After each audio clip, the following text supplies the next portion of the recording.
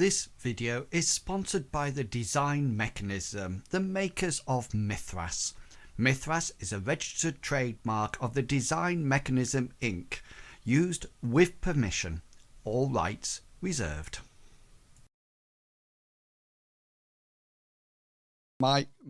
Music coming through, is it? Mics are on. Mics are on now. Can you hear me all right? I can hear you. Fantastic. Can you hear me? I'm just seeing whether or not we're actually streaming, because I don't know whether or not I'm live or not. Let's have a look. Oh, yes, we are. Now, let me just see. Yeah, that seems to work. Now, just to let everybody know, Mr. Pickles is not standing perfectly still throughout this. It's a bit like, have you seen Captain Kangaroo and Mr. Pickles? You won't have seen it, but a lot of shops and do it DIY shops sort of like jumped on the advertising about having at-home meetings. And there's a wonderful one when the woman doesn't like a kitchen. And they say, show us your kitchen. And she suddenly goes, and they say, oh, she's frozen. And then a cat walks by. And then I thought that would be wonderful with Mr. Pickles, that he's there showing his muscles, and also the mulberry just walks by. Yeah, so your vanity. Mr. Pickles needs a new camera. And I'm gonna buy one this week because I don't know why it hates my microphone, but I like my microphone more than I like my camera. What you're going to get? What camera? Put you on the spot now. One that has a decent price and works. Yeah. I have a Logitech Brio 4K, and I absolutely love it. I do have a Logic. What's the other one? Is it a HD 920? I have that. I've got 920. It's brilliant. Yeah, that's what my back camera's like, and it's really good. It's just that this one will broadcast in 60 frames per second, so you get a real clear picture. So hello and welcome back, everybody. It's been some time. We are aware. I must say that one of my Patreons actually messaged me and said, have you guys stopped playing Mithras altogether? It's because there was nothing coming out for the adventures, etc. So, but I did say, oh no, we are playing this weekend. So there will be one by Monday. Monday's a bank holiday. Do you have bank holiday off? We call it a different day today. I wasn't talking to you. Monday. Oh, I was talking to Medivac, but Americans, they're silly holidays. Always think it's about them. Yes, I have the Monday off, but it's my birthday week off anyway next week. But I've said I will go into work. Stupid me. Stupid. Look at the stupid person who said he'd go to work next week. Why? Because it's not gardening. Sometimes it's better to be at work than to stay. That's right. I take 2 days off in the middle. Yeah. Sorry, Captain Kangaroo. What were you saying? You have Labor Day. When's Labor Day? That's Monday. That's this Monday coming up. Oh, is it? Yeah. Is it really? Yeah, I think we try into just copy your holidays, but name them different days, so that way you won't say like, hey, you copied my homework. Yeah. So what is Labor Day? It's about like, you don't know. People's labor. It's like a celebration of the labor of the people. I don't know. 3 day off, you don't know. When you say it out loud, it sounds very communist. But it sounds extremely socialist, I have to say. It's like I don't know why we celebrate so why do we have it? Yeah. I think it always confuses me because I think universities go back earlier in the States. I think they break up earlier, but they actually go back sort of like the second week of August, which seems totally alien to us because we've never been at school or university at all in August, because that's where the summer. We go back roughly at the beginning of September or October. So it's I keep looking over because I have OBS on my other screen, and I just keep thinking that Mr. Pickles is actually broadcasting his camera because he's actually. You're looking for a reaction face. Is that what you're just trying to like? Am I saying the right things, Mr. Pickles? Yeah, but I can't stop posing, guys. He's like, I just can't stop. I'm frozen here. Somebody help me. Yeah, you're saying the right things. I just can't move. Yeah. Unless you have a major accident, and honestly, it's a whole problem. Purdy, show your muscles. Purdy, Well, I haven't felt my arms in days. Well, let me just mark that on my stream deck because I've got the thumbnail for this adventure now. But if we're ever off, no camera. Brilliant. Okay, so yes, we are back. We are still playing M Space for the rest of this adventure. I think we had one session beforehand, and there was some very heroic rolling taking place during that session. And once we finish this series of adventures, then we're going to nip back across to Mithras. We learnt today that Longshanks EPG is not, he's now busy on the weekends with fencing and things like that. Not fencing as in putting up fencing, fencing as on guard with his club. So it means that Mithras will be a player down similar to this one. I have got an idea for a character to sort of like fit in. That is going to be, you'll be pleased to know, Hazra, very tanky. So you're not going to have to dive in front with your pajamas on or anything like pajamas. that. I did think about making up a bow user, but then thought, because then I could think, fire an arrow, right, don't need to do anything now for the next 3 combat rounds. Oh, fire another arrow. Yes, rinse and repeat. Yeah, but then I thought it wouldn't be very good for the whole combat issue. So I've actually got an idea for a character that will actually maybe cause some hassles as well. Not physical hassles like bearing an axe into a child's head or something like that, but more a bit of a philosophy conflict, which should be fun. And I've just got to I've got the idea. It's like anything. I've got the idea and now I have to create the character. So I'll get on with that probably tomorrow or Monday, actually. Okay, then. Don't we have any people who want to maybe join? Well, we talked about that in the stream today about it. And that could be a possibility. The only thing that I feel really reticent about it is that they wouldn't be able to play what they want to play. Why not? Because you need a tank. Oh, we do need a tank, that's true. But, yeah.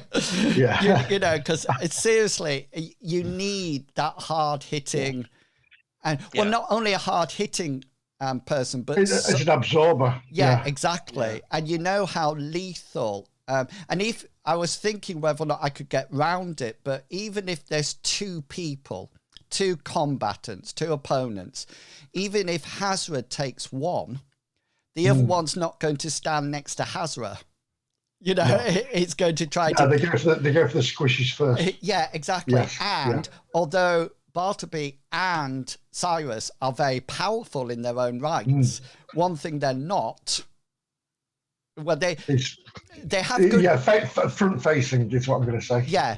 And I think what I've got is a character who will take a very back seat in the discussions and things like that because of how he's created, but can sit and fight or absorb and things like that. So what I put it in the Discord, but what I propose that we do is that we see how it goes for an adventure, and then if we want to change it, then we can bring in another character, look at somebody else to come in, etc. Or see how it goes from there. So we can suck it and see. I think that'd be the idea. Okay, then. So before we have a quick synopsis about what the adventure, what's happened in the adventure, I'm going to allow the players an opportunity to say who they are and who they will be playing tonight. And we'll start off with Pumped Mr. Pickles. My arms, they're killing me. Well, I'm Mr. Pickles. And yeah, my camera is having issues. So I'm playing Zach Newman tonight, which is our team's grumpy Gus, who has guns and he likes to blow stuff up. He's a very dangerous sort. He doesn't really like to blow stuff up. I take that back. He's an ex-law enforcer, so he's very serious about doing the overall right thing. He's very punitive about people committing crimes and doing bad things.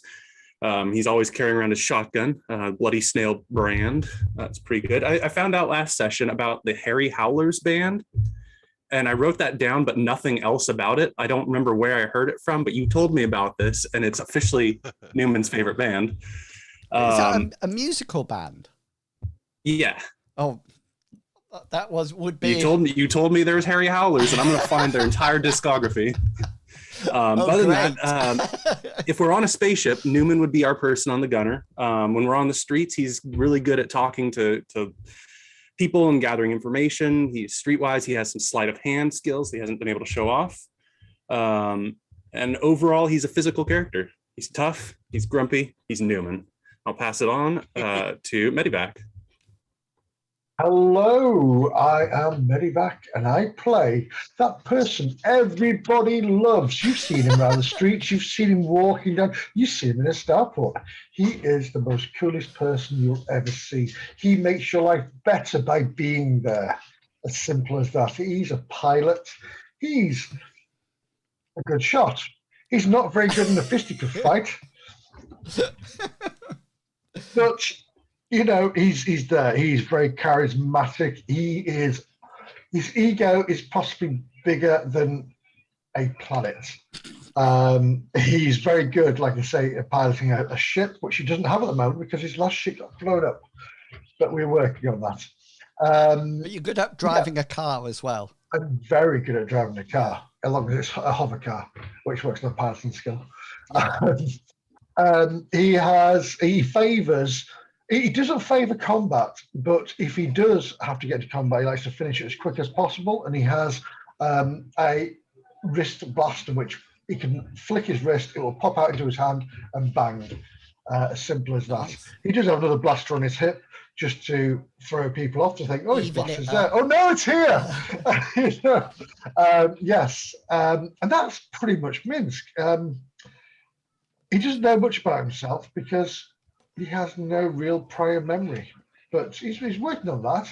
So with that, I shall pass on to Captain Kangaroo. Captain Caveman. Hey everyone, I'm Captain Kangaroo. Tonight I am playing, who am I playing? Arthur Hammond. That's a sexy name. He is the Jack. He's the Jack of all trades. That was so egotistical. It was. Talk about narcissistic. You're not me. Damn, that's sexy. Anyways, he's a Jack of all trades. He's kind of the go-to for fixing anything that you need fixed or creating anything you need created. He's really just I don't know, he's kind of pretty much the engineer of the group, but he's also able to handle himself a little bit in combat and other things as well. He has grand grand principles in how much he hates Core, which we find out later. Core is pretty much I don't know, like a giant corporation that I'm assuming is going to be an enemy of ours at one point or another. But we're slowly kind of figuring out everything about him. I'm trying to figure out everything about him because we all lost our memory and trying to figure out who we are and what have we been doing the last few months. But from there, I'm going to pass off to our GM in Wills. To me, yeah, fantastic. Yeah, so we started off this adventure, this job last time, and it's a few weeks ago. So I thought what I'll do is, through the synopsis, miss out certain words to see whether or not you can tell me what the missing word is and what is like. So I think you got this job from your fixer, who's called Benny McDuff. MacDougall, yeah. Oh, McDougall, sorry. I sorry. Where did I get McDuff from? Ike MacDuff. It's actually written. That'll be it. It's actually written McDougall here. Yeah, Ike MacDuff is from the Mithras. Yeah, that's right. And Benny gave you a job to protect an off-worlder who was coming to the planet.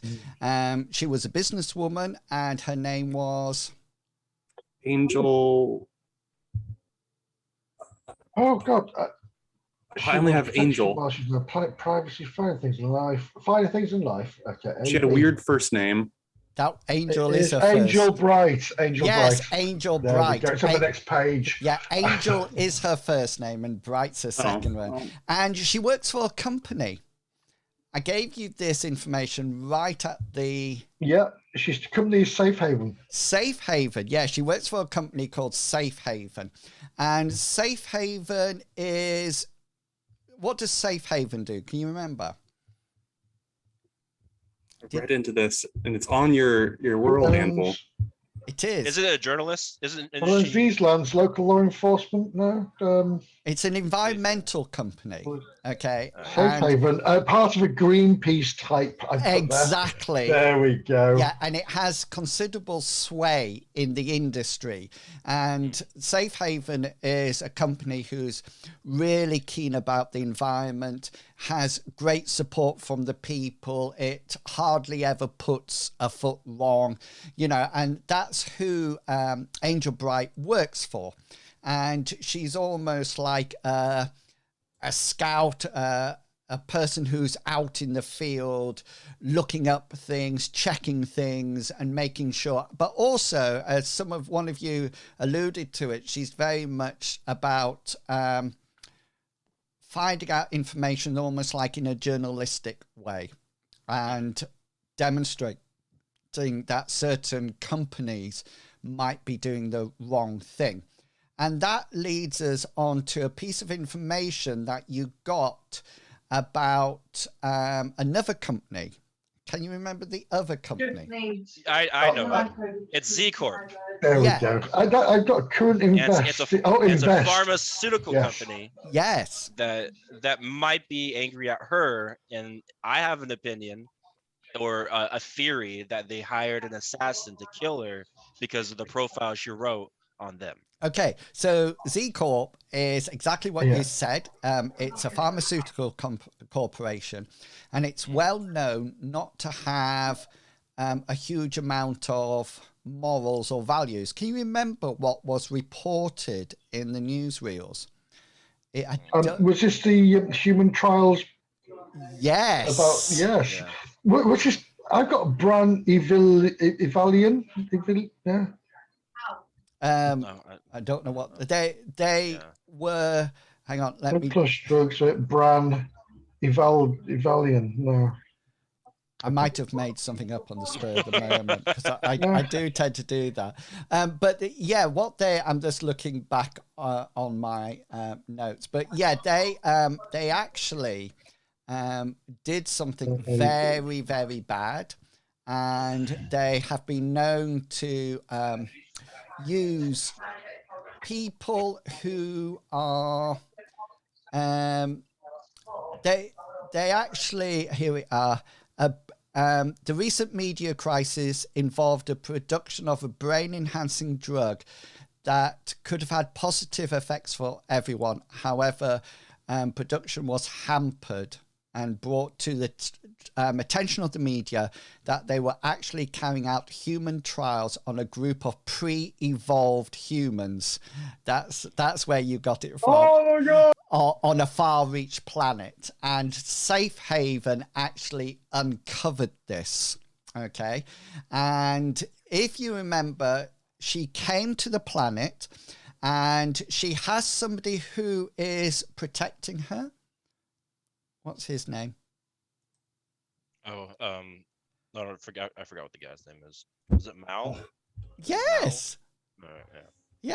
Yeah. Mal's her personal bodyguard, and the person who sort of like tries to keep everything together. They took Mal. Yes, yeah. I've written that down. Angel Bright is quite assertive. And if you remember when she arrived, you talked to her on her ship. Her ship that she traveled in is a public vessel, but it's staying over here a week. And she's staying on her ship during the night, so she doesn't have to come to your place. And if you remember last adventure, she came in and she wanted to go somewhere. Can anybody remember where she wanted to go? I've got written down here finer things in life, a 1 week visit. She does like the finer things in life, but she went to She visits somebody. Licensing house. She went to the land or mine licensing building, and this was where on Arid their claims are made to the mines or the lands.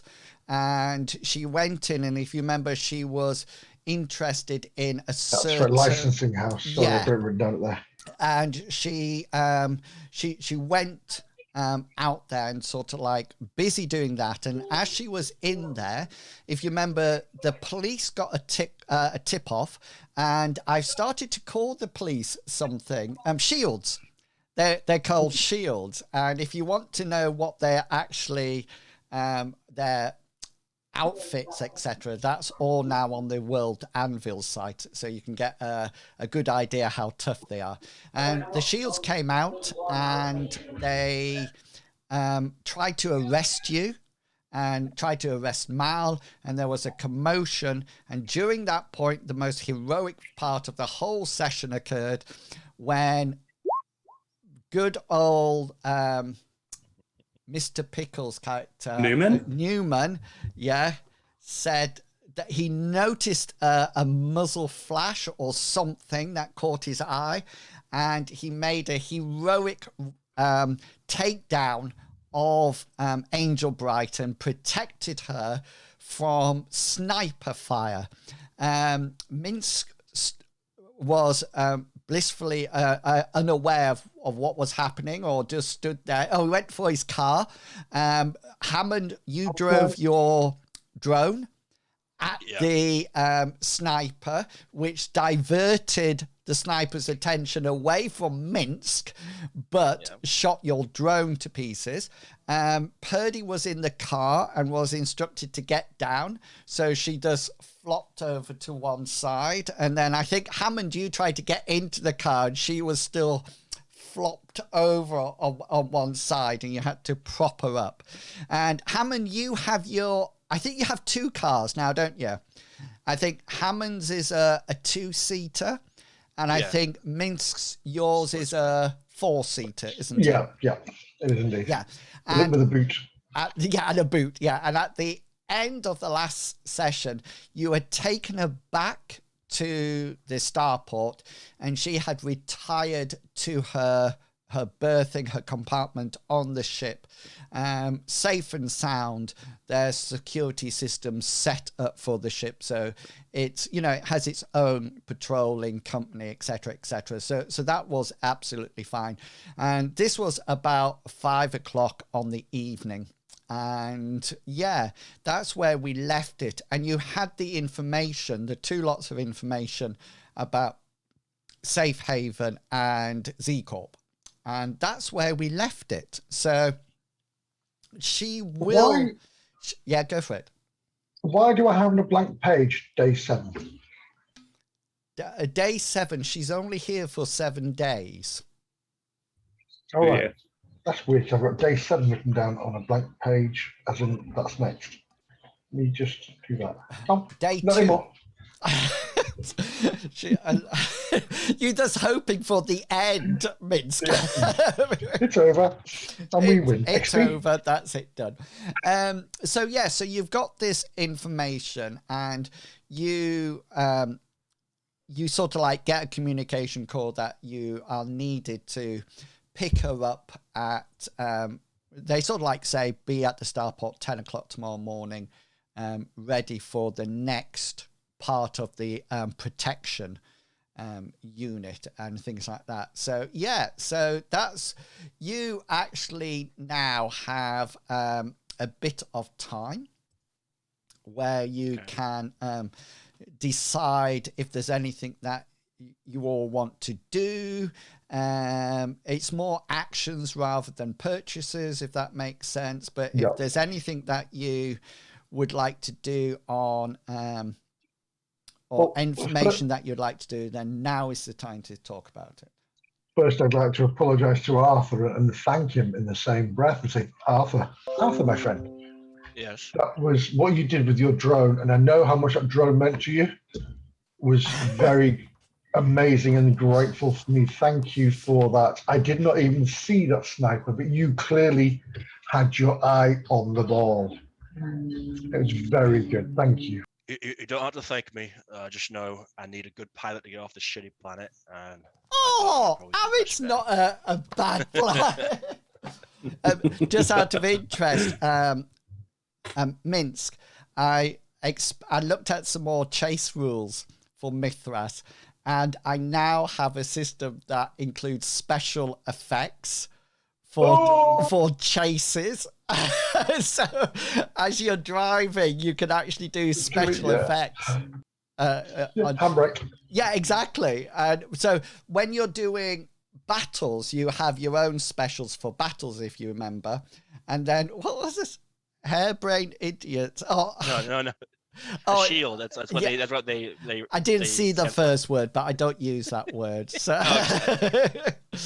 so I see. Yeah, Paul Newman. Paul Newman. Oh. Not Newman. I And feel that's so shield. inferior with my That's less shield. than their armor. Yeah, Newman yeah, was okay. a shield person though. Oh, was he? Oh, I used to yeah. wear that armor. I Yes, indeed.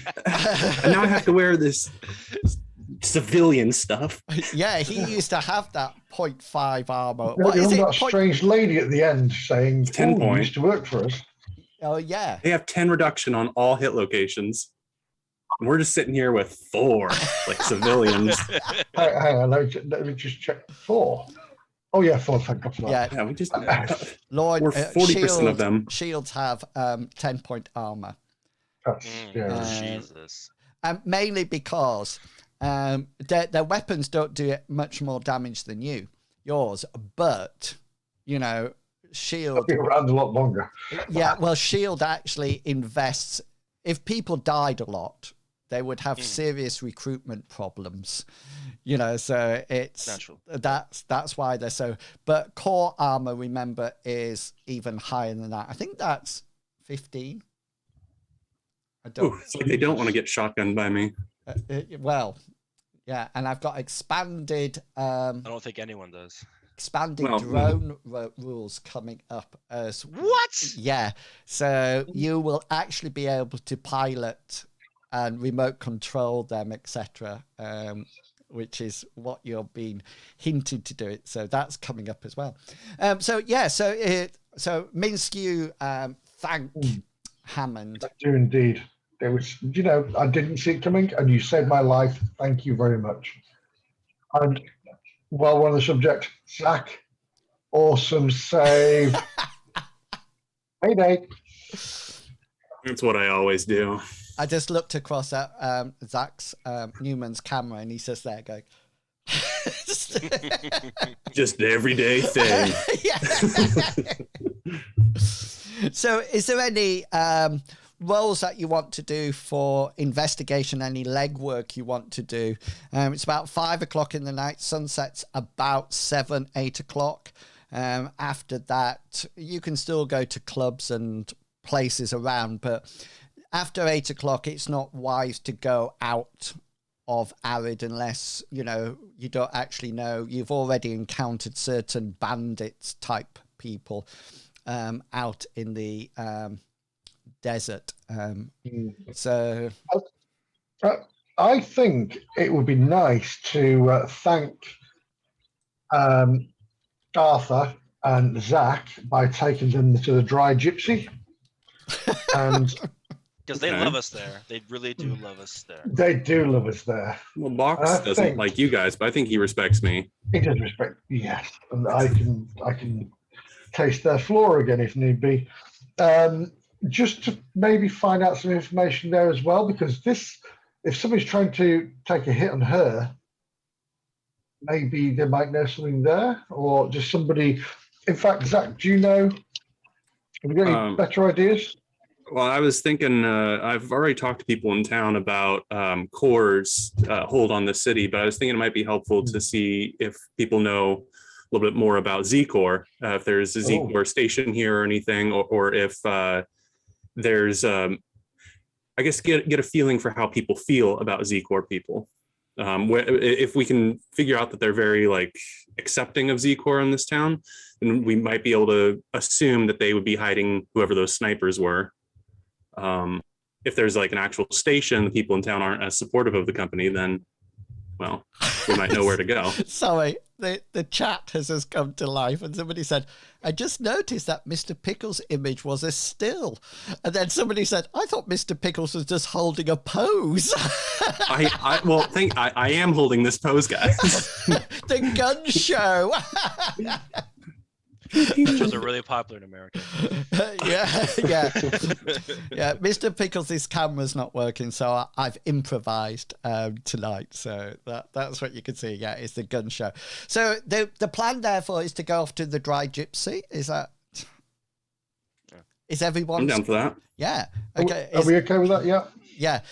Are you walking? Are you taking Purdy? Are you taking the land speed? Or how are you going to get there? Do you want Purdy? I think we would. Is Purdy's charge okay? She's fine. She has a week's charge, but it's whether or not you want her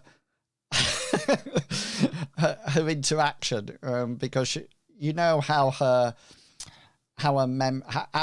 circuit works. Her social skills are very. Yeah, she lacks social skills. That's a good point. Yeah, I think that Purdy would be fantastic, and I will say this to her, and I will call her because, every machine has its own way of life. And I'll say to Purdy, we're going to go to this establishment, this pub. I would like you, because I trust you with this, to watch my vehicle while we're in there. Just sit in here, make sure nobody tries to take it. And that'd be great. If call for you, please come in. But just sit there and wait for us, please. You try out as well. Okay then. Just roll your influence roll. I just want to see whether or not she's convinced by your role. Was that my lovely influence? Yes, please. Yeah, it just said my internet connection is unstable. Yeah, I didn't hear what you said. That's it. One of Pickles on us. I have a 61 out of 69. Yeah, and she got a 25 out of 40. So you actually do succeed in your smooth talking to Purdy. And she sort of like turns around and says, yes, James, I think that would be a very good idea. I will sit here and communicate you if anybody poses a threat to your vehicle. Are you sure you'll be all right without me? I think we should be, Purdy, but I know you're just a few steps away if we need you. Yes, sorry, I was talking to Arthur. Purdy, honestly, if we get into more fights, at least I can use you to push in front of others, so that way I get less hit. I am more than happy to take a bullet for you, Arthur. Just remember your overall age. You are not as young as you used to be. Thank you for reminding me, Purdy. Thank you. That's fine. Anytime, Arthur. I like to be helpful. Yeah, and right. She sort of like settles into the front of the car, shotgun seat, not the driver's seat. And she sort of like probably has a Knight Rider operation with her eyes that go vroom, vroom, as she goes into surveillance mode. And yeah, you arrived. Are you going at 5 or are you waiting till about 8 o'clock, 9 o'clock? What time are you planning on getting to the Dry Gypsy? I was hoping to get there fairly early on to get sober people. And then maybe stay a little bit later to get the more drunken ones. Anybody who's got a streetwise skill? This guy. Newman's all about talking to people on the street and gathering information. So does anybody else? I can assist as well if need be. Let me look really quick. I might have. Hammond has every skill in the book. He is the book. I am the book. No, I do not. Right. Okay. So who has? I think Newman probably has the highest. It's just a small 65. Oh, that's really good. Mine's only 51. Oh, so Ooh. yeah, But that's up. if you augment it with 11, is it? what is it, 60, 51 minus. 51, 12.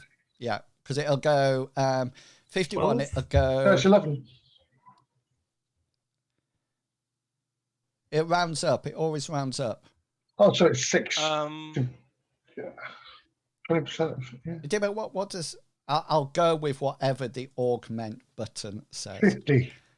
so actually, I have something on my character sheet that's a little weird. I think you might have accidentally 11. put something on my character sheet and not. Oh wait, I had the wrong character sheet. That's why. You're not a land How speeder. big was your glaive? Who are you playing? I was looking at Purdy's character sheet for a second there. And I was like, it's like, why is my medicine so high? I don't think I have medicine. Why?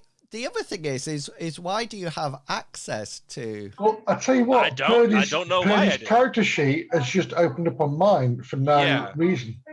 You had it so that we could see what we were leveling for Purdy. All right, Yeah. I've taken it off now. That's why I had the wrong one. All right. I do have Streetwise. It's only at 36 though.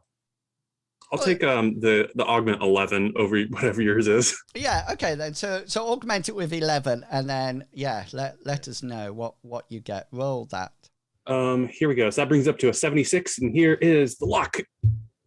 39. Nice. So yeah, you from the last time you were in the Dry Gypsy, you get a general feel of the place, and yeah, it's definitely one of these pubs that probably has, well, a watering hole is probably a better word for it.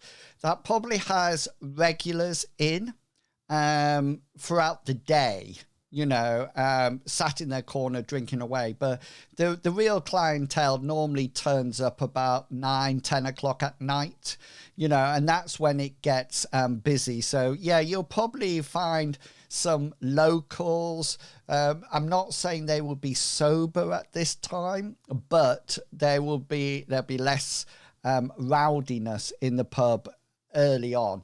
But the Dry Gypsy definitely comes to life about 9, 10 o'clock at night, and that's when the majority of people, and at that point it'll probably be standing room only. So yeah, so what time do you wish to go? Early or not? I was hoping for early, since Newman doesn't have a lot of patience for people who are wildly intoxicated. I agree. I think hit them while they're soberish, like I said before, and then Hit them? question them while they're sober, and then maybe later on we might catch them drunk. Okay then, so when you arrive at the Dry Gypsy, the general area roundabout is quite quiet. There's not a lot of accommodation around here, and the accommodation that is available is very much low end, probably several people in one room, and with sleeping areas like dormitories, etc. There are some shops around here that are selling very low-tech items and are probably closing up at this present moment in time. When you go into the Dry Gypsy, the land speeder is parked outside with Purdy on surveillance mode. And you go in, and the room is quite empty. There's about several tables and chairs and booths around the edge of the pub, and as you're aware, there's a bar at the front, and the usual barkeeper, who I think his name is Box, is that Correct. yeah, he's not actually there. There seems to be a red-headed lady there. She's almost like taken on the form of a bit of a buxom barmaid, if that makes sense. Everything is front and center, and she has very red curly hair that's down to her shoulders, and she seems really quite pretty.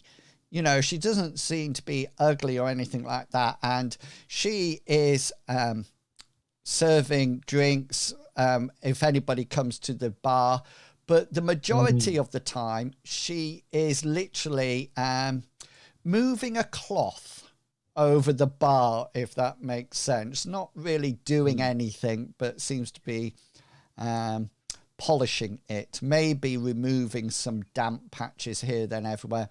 But she sees you, all three of you, come in, and she sort of like straightens herself up as you approach the bar, and she sort of like looks at you and quick gaze over each of you, probably lingering more on Newman than any of the others. And she sort of like looks at you and says, so gents, what can I do for you then? Minsk will step forward and say, hey.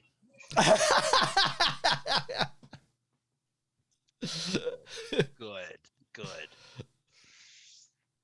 Are you? Where's Box tonight? Oh, he never starts this early. He'll be around. I got lucky and I've got the daytime shift today, Well, so... I'll tell you what, you did get lucky. And I will have 3 drinks, my friends, here, and put one for yourself aside. Do you wish to influence her? Yeah, I think I will. So you're going for a charming, more sort of like, hopefully she'll open up and talk and be a friend of me. How sweet. How sweet. Okay then. Roll away. Let's have a look what we've got. I have. Yes. Oh. Okay, she's probably can't beat that. Because you never know. Because of the critical, but sometimes no, she doesn't. She actually does make her willpower, but she doesn't beat your critical, and she sort of like says, "Oh, that's very kind of you, sir. That's lovely. I'll have." Oh yes, she says, and she pours you all. Are you drinking? What are you all drinking? Whatever the like I ale. Are you taking synth alcohol? Is that what you're? Yeah. Just nice, something not too harsh, but Yeah, well, just last. Yeah, well. The Dry Gypsies. Most of the Dry Gypsies alcohol is watered down in any case. Synth alcohol. So yeah, she sort of like pours you all a tall glass, and sort of like says, "Oh yes, and I'll have one of my favorite drinks." And she brings out what appears to be like a fancy cocktail glass, and takes down a bottle from behind the bar that says 50,000 credits per shot. Yeah, it's got lots of dust on. You don't think it's used, and says, "Oh," she says, "I'll have a large one," and she sort of like fills it up, and sort of like, and you put your scanner over, and she subtracts the appropriate amount of money just to let you know what I'm going to do with the money. I'm not a great believer of micromanaging everything, so what we're going to do is that after a series of adventures, there'll be sort of like lifestyle costs that will take into account everything like this, and then that will be subtracted off your money that you get, and then you'll get to share whatever is left. Is this so, Minsk, you're probably not paying for this, you're paying it out of the group money, and that's it. And so that's thank you, sir. Yeah. So that's 1,000 credits left. Less than, kind. and she sort of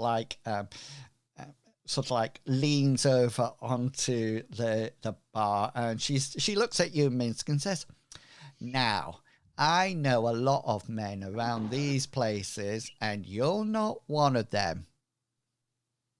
No. And what's your name? My name? Betty. Betty. Buxom Betty. Known around here for obvious reasons. Well, I can see 2 of those reasons right in front of me. Oh, sir, you'll make me blush, you will. You'll make me blush. Obviously, the Me Too movement didn't make it to Sakai. I didn't hear that. No, we're just passing through at the moment, but we're here to just relax and find out a few things about this place. Have I seen you somewhere before? You look mighty. No. Have you been in films? I watch a lot of films on the VidBox. Are you an actor? I have acted before. You certainly look like you're handsome enough to be on the films. Why, thank you, Betty. Maybe rescuing a damsel in distress from a really dreadful place and whisking her off to somewhere quite exotic and romantic.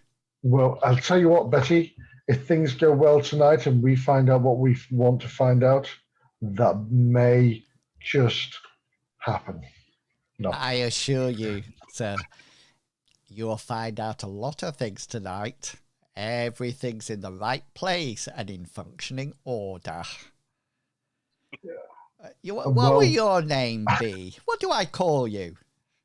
You can call me Jim. Oh, Jim. I like that. Short and to the point. Well, that's half of what I've been called. Although I do normally prefer men with longer names. Well, Jim is short for Jimothy, is that correct? Oh, how nice, Jim. You look after your dad. That is so kind of you. Well, he's not my dad, to be fair, but thank you. He's a lovely man, and to be fair, he knows so much. I would pale in contrast to what he I knows. never mock experience, Jim. Never knock experience. And this over here is the most important person you would need to talk to. He will ask you a few questions. Oh. And he's called Zach. Jacques. Oh, yeah. Oh, yeah. Zach. I like that. What big muscles you have posing there, Zach. Thank you. But we do have some questions here. Oh, you sound rather formal, Zach. You're not a member of the Shield, are you? No.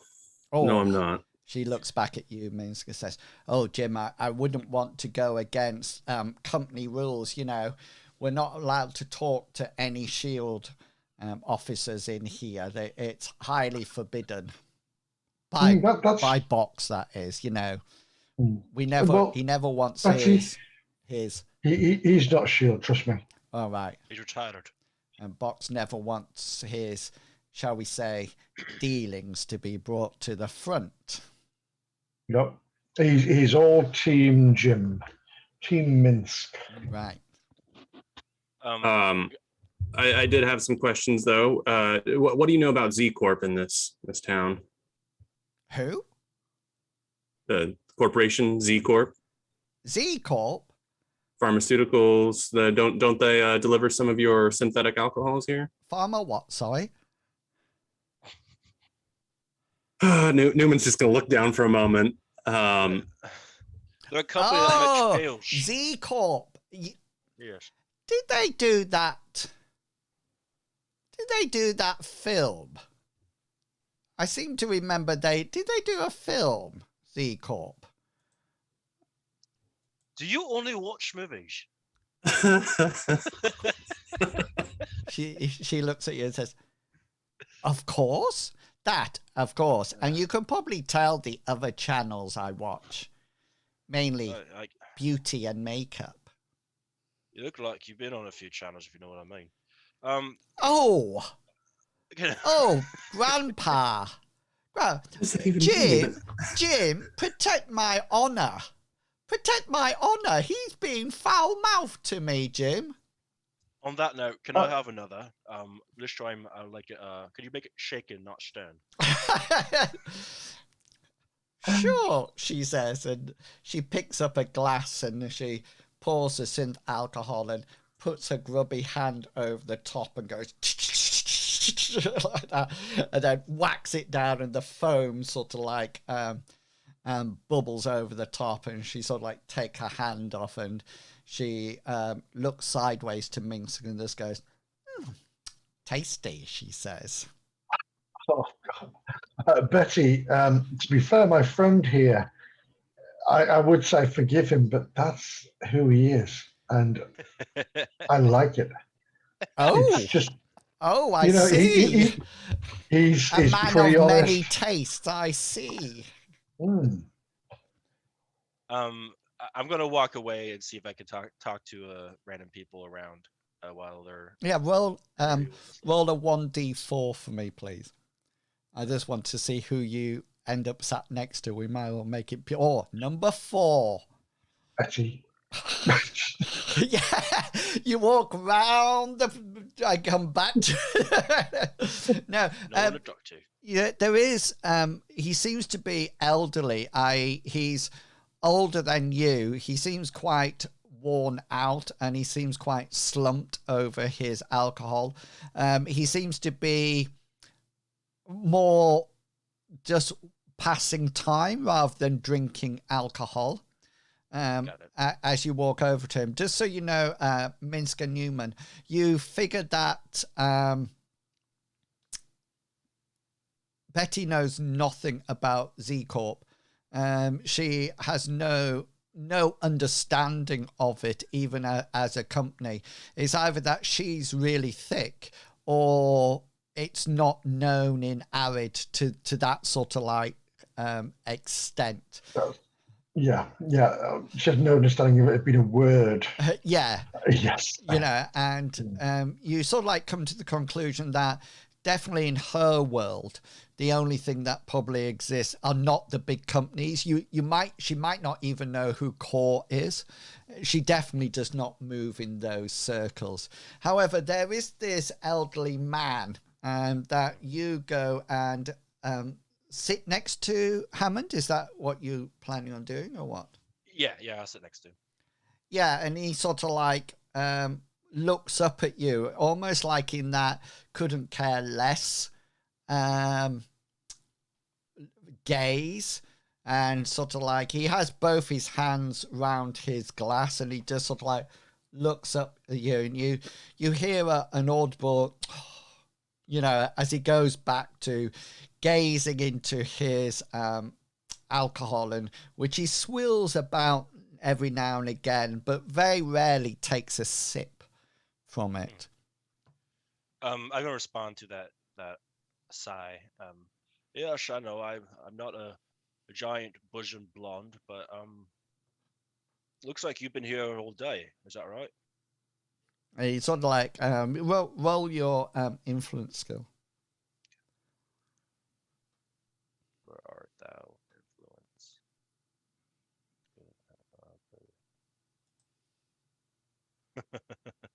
No. Do you wish to do anything with it? It's a tough one. Nah, I wouldn't, because I don't want to risk it.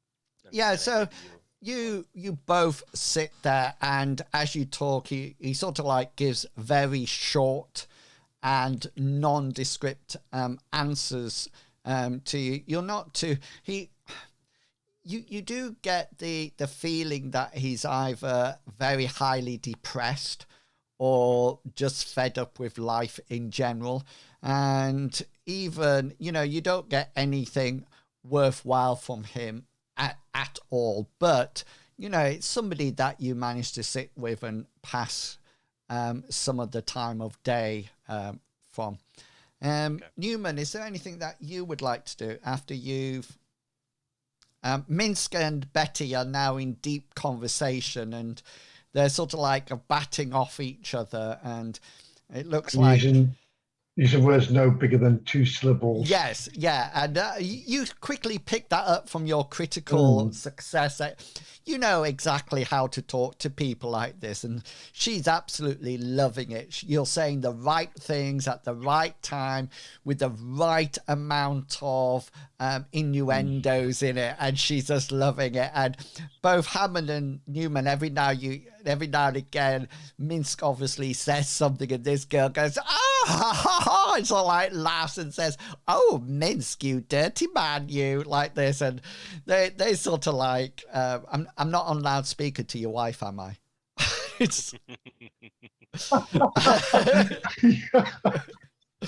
and yeah, they're really hitting it off with each other. Hammond sat with this old man and sort of like going, yeah.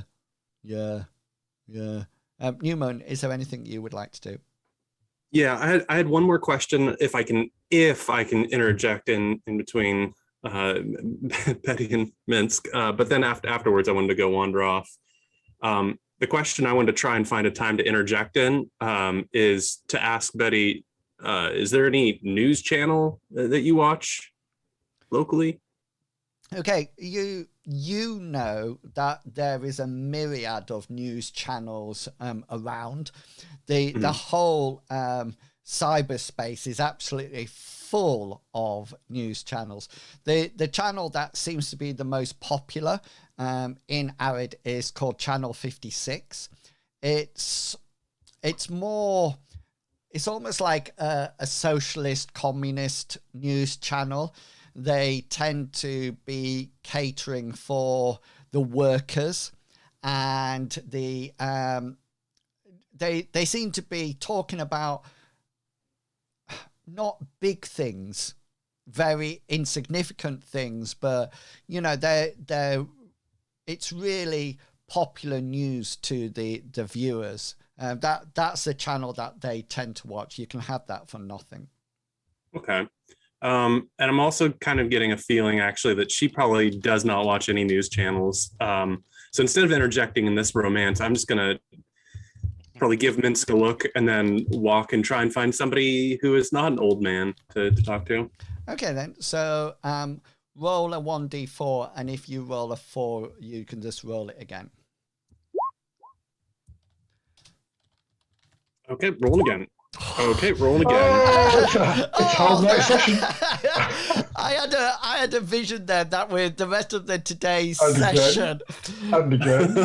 Just keep rolling 4s. That would just be yeah, okay then. There's let me just I just kept looking at that old man thinking, no, I'm not going to sit with them. I'm going to find somebody else. Oh, there's an old man. No, I'm not going to sit with the old man. There's another guy who looks very much like a working guy. He seems to have his work clothes on. He's not actually in the Dry Gypsy when you first arrive. He comes in later, and he comes up to the bar, and Betty gives him what appears to be his usual, and he sort of like scans his credit stick on it, and he seems to be stood at the bar rather than in a chair or anything, and he just so happens that he stood next to you, Newman, at the bar.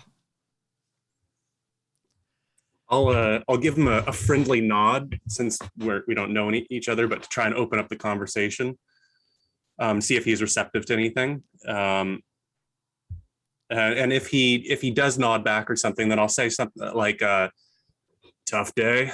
Okay then, so let's see how good you are at your social interaction and getting people to would this be an influence? It certainly would be. And I really like this because I often think social skills are left down to really good role playing, and I never think they should be. I think they should be down to a skill, and I think it's really good that Minsk can just do it, and everybody else. I just burp. Yeah. Like a tough.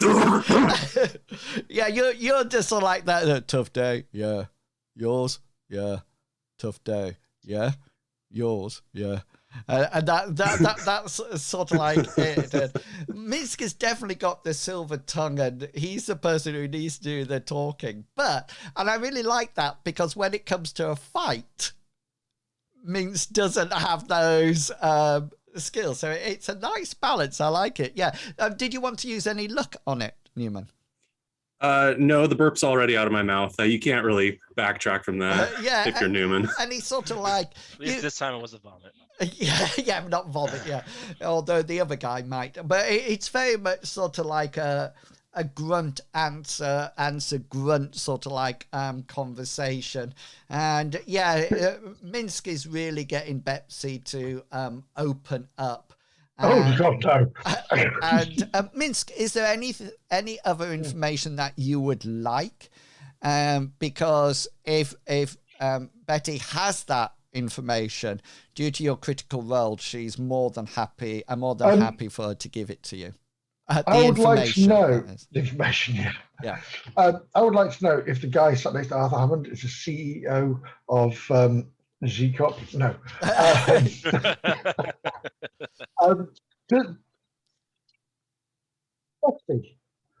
Do you know Z-Corp? It's been banded around here. I've heard people talk about it, about these strange things they do. Do you know anybody who's done like testing trials for, because clearly they pay money for people to do these tests and things. Has anybody come in here going, oh, I've got this money from Z-Corp? Okay, then. So you want some information if there's anything available on Z-Corp.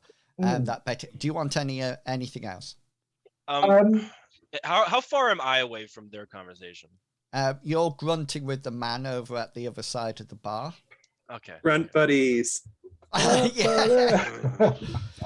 Is there anything else, Mince, that you would like to find out? You got a critical role, so I think I should be quite... Does she know what the word is on the street, in a sense? What's going on? What's her ear to the ground? Do you know what I mean? What is the latest news from people? Then. Okay. We should be looking for someone specific. So I'm going to give you the information that I give you now, Minsk, is totally and utterly truthful. Okay, that's due to your crit roll. So anything that you get is not because it's the truth for what Betty knows, and that's the truth. Okay. The first thing that you really get an understanding of is that you don't even think companies like Safe Haven and Z-Corp probably don't even reach Arid. There is a very... they're not bothered about the big corporations. They take a very us and them approach. They've really enjoyed the absence of core within Arid, and they always thought that they were quite insignificant for any companies like that. They're the only company that they really know that governs the place is the Shields, i.e. the local law enforcers. That's it. The only other people who sort of like have a lot of influence in Arid are people like Benny, fixers or fencers, or barkeepers like Box, or groups of people who come together with a common cause and form gangs or things like that. There's not a real drive for tech or anything like that. And the next piece of information that I'm going to give you is only because you got a crit on your roll, and I think you should get something above and beyond what might actually be available. And she does, as the night progresses, and Box arrives, but Betty comes around and sits with you on the other side of the table, and she starts to, you get talking about people, and people in the town, and people who frequent the Dry Gypsy. And she talks about somebody who used to come in a lot, but then seemed to almost like disappear. And he was a great drinker. That's why she actually remembers him. He was a great drinker who actually bought a lot. He was always around, and he was a bit grumpy at times, but was there. And then there was something that happened, and relating to what you said before, in the sense that he seemed to get some kind of job that he became very lubricant with his money, and he was buying a lot more beer. He kept getting drunk and offering beer to everyone, and Box sort of like butts in here in a very positive way and sort of like says, it was then that I really wanted him out my place. That's bad for business when people can't pay. And then about a couple of weeks ago, he stopped coming in. He was a miner, so he was out most of the days, and then coming in at night or staying over at his mining, at his mine in his shack or his caravan and things like that. And then he stopped coming in. And although Arid's quite a fluid place, people come and go, but you know, you get the feeling that Betty had a kind of soft spot for this guy. His name, she knew him as Jack, and Box sort of like he almost like takes the opposite side of the thing and sort of like say, oh, good riddance to him, and we don't want things like that. But she sort of like says, oh, come off, Box. He was a nice enough guy, flaunted his money around, but it led to trouble and things like that. And she then goes on to talk about a lot of other people who frequented the Dry Gypsy and then left. But this one seems to, from your social skills, you almost like got this idea that he was something special to her, maybe. Yes. Then that's it. Yeah. Wonderful.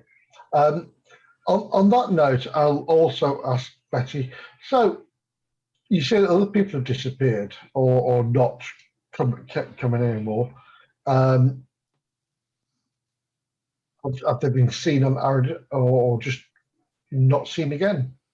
She says that the population of Arid, via the pure nature of what people do here, you know, they come wanting to find their fortune, they register a land claim, they find nothing's in the I don't know if you've ever watched Opal Hunters on television, but it's that sort of thing. I don't watch it, I just click Here's your plot. Oh, there's nothing here, see ya. Yeah, exactly. Yeah. And there's you have a feeling that Arid is probably filled, as the same with the Dry Gypsy, with people all looking for success, but probably not finding it. Just as a parting thing, I'm going to say, I'm going to say, Betty, it's been absolutely lovely talking to you, and it's been lovely talking to you as well. I would love to make this longer, but I do have a business call in the morning. But on a side note, how do you feel about Core's interest? Moving over here. Yeah, she doesn't know about Core, but I just want to drop that little piece in there. She seems to look puzzled for a while, and Box sort of like makes a comment about the Black Van people, and she uses a range of expletives at that point.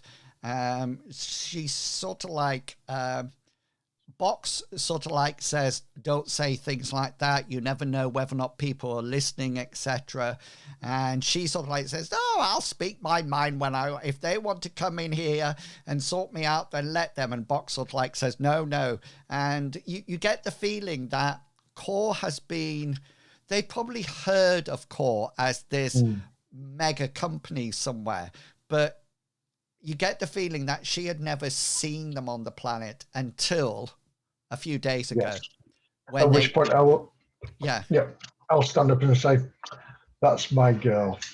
I'll see you. She says, I'm your girl. That's so nice. Just out of interest on this point, Minsk, would you like, remember, you've only got a limit I of do, and no is the word you're looking for. whether or not you wanted her as a contact or not. But no, but thank you anyway. Oh, yeah, you'll Thank break you, her Flash. heart. You wait till you go back to the Dry Gypsy. Don't you come near me, Mr. Minx. You have not No, been. I'm going to leave it as a very friendly thing, but that would be all it is. It's not somebody I would. I'll be a friendship with her, but not a contact. Okay, that's absolutely fine. Okay then, so you get back to your land speeder. You're all underneath the limit, so it's quite safe for you all to drive.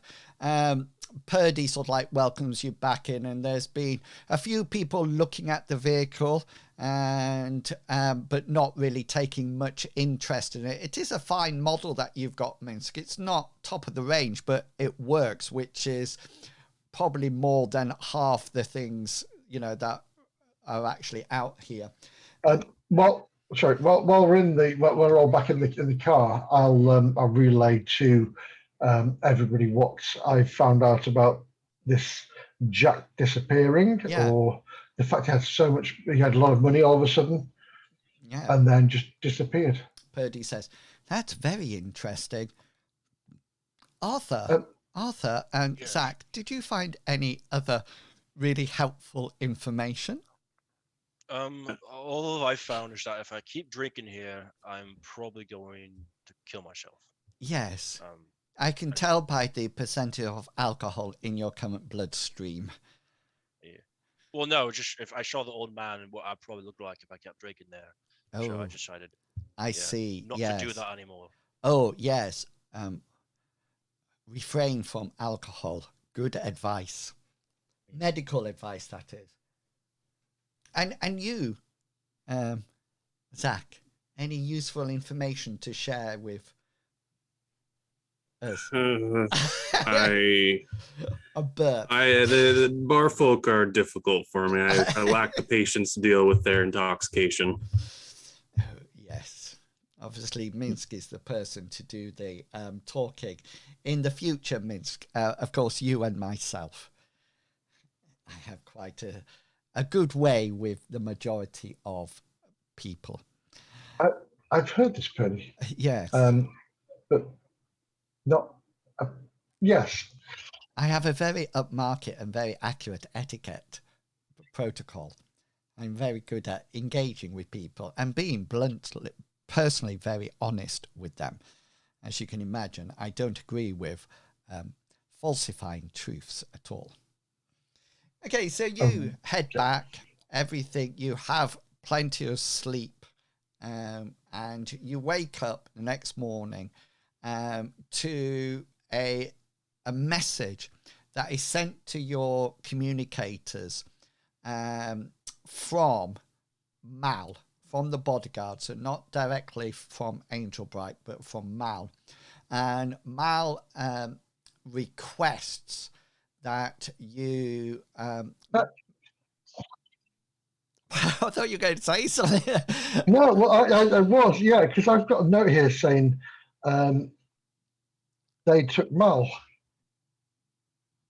They, the police, the Shield took Mal to start off with, but Right. Angel Bright managed to exercise her. Sorry, thank you.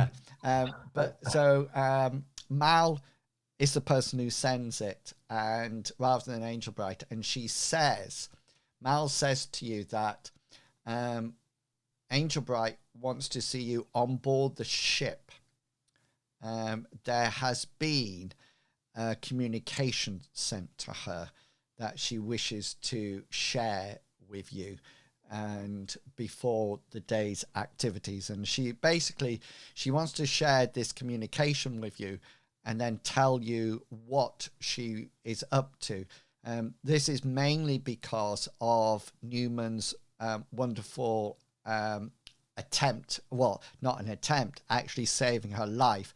And just to let you know, if that hadn't have happened, then today would have been slightly different, which is a shame. But, Newman did the saving, so for all actions, there's consequences, and sometimes it's positive. And she invites you onto the ship. Now, the first thing that happens when you go is that the ship has it's a huge spaceship. You figure it's got about 100 compartments, rooms on it, and it's very high class. And it looks completely out of place in Arid. You sort of like look at it, and it looks too high end, and too sort of like, why is this? This is not what most people would actually travel on to go to Arid. And you soon become aware, as you're walking through the starship, that the only occupants are Angel Bright and Mal. It's a huge spaceship, and it appears that either them themselves or Safe Haven have bought out all the deck. There's nobody else on the ship, no passengers on the ship at all. The only passengers appear to be Angel Bright and Mal. Angel Bright has one of the really extensive suites that, you are all impressed with. It must cost hundreds of thousands of credits. Plus, this starship has about 15 to 20 of these suites. So they've obviously all been bought out. The people, the personnel of the starship are very well turned out. They're wearing uniforms. They don't seem to be expecting any trouble. They seem to have no weapons on them, but their suits are very militaristic in their look, but probably more to communicate efficiency. There is, however, a rule that you cannot take on weapons. Obviously, things like shotguns and blasters will need to be housed and stored in a secure area. If you would like, you should have a conceal roll. I do somewhere. Let's have a look. It should be a standard skill, I think. It's just a standard skill. Yeah. Yeah. Would you like me to? Yeah. Roll your conceal, and if you succeed, they fail to see your blaster. Yeah, you managed to hide it. Unfortunately, the rest of you can't hide shotguns and things like this. The only reason Minsk gets that role is because it's hidden to start off with. My sleeve. Yeah. Oh, shucks. And you sort of like, but you know where it is. Zach, if you need to grab it, just grab Minsk's arm. Grab your arm. Oh! And sort of like fire away. So, and you're escorted by two very militaristically dressed passenger stewards across to this really high-end suite. When you arrive, you're taken into a room, and you are served your favorite beverage, whatever that is. And whatever you choose, you get the best brand ever. That was so funny, Medivac, because as you pushed back, it looked like you were being sucked into a black hole. Yeah. Sorry, I had to turn the TV off because that slight volume was like, ugh. Yeah. So what kind of beverages do you drink outside? This is a business meeting, but it's not an alcohol meeting. Is there anything that you would prefer to drink? Minstrel have water. Oh, you get an option of still or sparkling, by the way. Sparkling, I do that with fish. And then you get the option of various flavored shots in the water, so you can have anything from coconut right the way through to strawberry or whatever you want. Coconut. Yeah, so coconut milk would be nice. So you brought with some fizzy water with a coconut flavor shot in it. What about Hammond and Newman? I'd also get water with I don't know, raspberry. Still or fizzy? Fizzy, because I'm just Wow. experiencing life. You're stretching out. Really there. going out there. Yeah. Yeah. So we're water brigade so far. Newman. Yeah, Newman's going to break rank here. He would prefer coffee, but if they have any sort of boiled caffeine leaves, that works too. Yeah. No sweetener. Black. Yep, preferably. Espresso shot or more like filter coffee? Filter coffee. Newman believes in making your beverages the most unpleasant experience possible because that means you're tough. Yeah, and you're quite disappointed. You're Newman with yours because you actually take a sip of it expecting it to be like Shield House coffee that was obviously on the burner for a long period of time, but this has quite a depth of flavor to it, and the caffeine boost is quite quite enjoyable. Your water is perfectly flavored, and they bring some canapes out for you to snack on, various circle and square bits of bread and crackers and whatever. Mal comes out and greets you. He seems to be more dressed as a butler rather than a bodyguard. He seemed to have his blaster on. He's armed, even though you are not. And it is The prejudice. he sort of like comes in and says, Miss Angelbright will be with us shortly.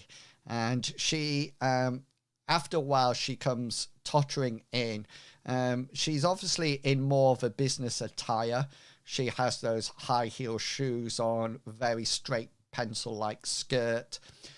She has her communicator on as always, and she comes over and she seems to have a data pad with her. And she sort of like comes in and she sits down and she sits to one side with her legs, very etiquette, very well turned out, sitting on the edge of the seat.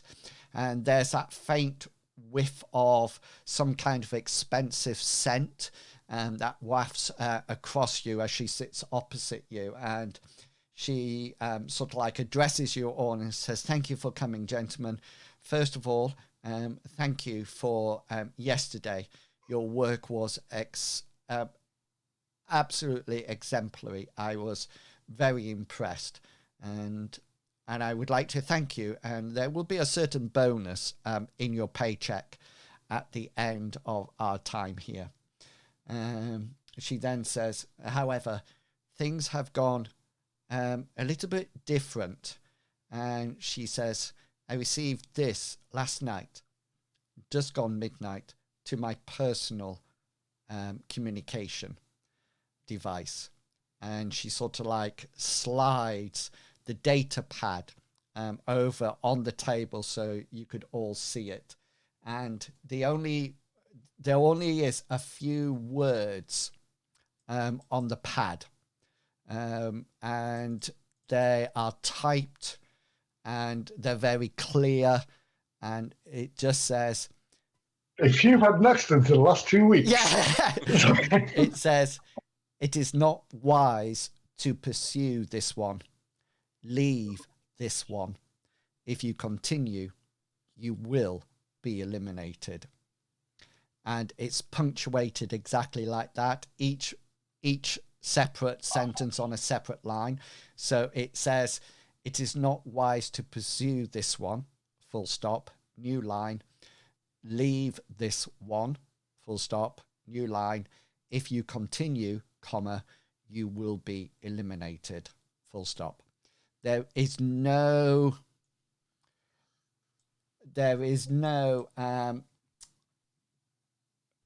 Newman, roll your, I think you've got a knowledge of the law or something like that. Yes, I do. And here's my roll. Yay! The second 96. Yeah. really going at it. Can we have another Newman, because this one's broke? Yeah, this one's broken. Yeah, you've seen a lot of ransom notes or threatening notes in your time in Shield, and this one sounds quite normal. There's nothing that you can pick up that is special about it. But what you all do pick up is that there's no extensive punctuation to communicate meaning or feeling or anything like that. It is very much, there's a lack of adjectives to provide more detail or anything like that. And it's very much to the point. And after Angel Bright has showed you it, she sort of like says, I think it's about time that I am, shall we say, more truthful to you. And that seems to be a really good time to have our break. We'll be having a 10-minute break. We'll be back about 20 to the hour, between 22 and quarter to the hour. So please do go away and grab a drink, grab something to eat, and come back in about 10 minutes' time when we'll see the truth behind Angel Bright and what she found out at the mining and the land registry site. Okay, we will see you in 10. Okay, have fun. 10 minutes. Okay, be right back. Well, but I'm going to be doing a lot of the talking and start off with. So we are back. My sister makes jam, would you believe? And all the time I just have pots of jam in my fridge. And this one is, I think it's carrot and orange or something like that. It doesn't taste of carrots at all. How come? Did one of you turn your cameras off? No. Because mine's off. Yeah, but Minsk and Medivac and Captain Kangaroo had swapped places. Yeah, how long can you keep that going, Captain? Yeah, Probably longer than me. I can see it starting to. Yeah, there we go. I was smiling. Yeah. Make a willpower roll. Yeah, willpower roll. Right. If I go onto the big screen, I might have to change it again, but we'll do that. Okay. So if you remember, you've just seen this note, this communication that she has brought up to you and shared with you. And she sort of like addresses you all together. And she's going to ask various questions as she goes along. And at that point, Minsk, you are naturally the team spokesperson, since you are the face of the party. If you wish to keep any information from her, then you will need to make a deceit roll. Okay.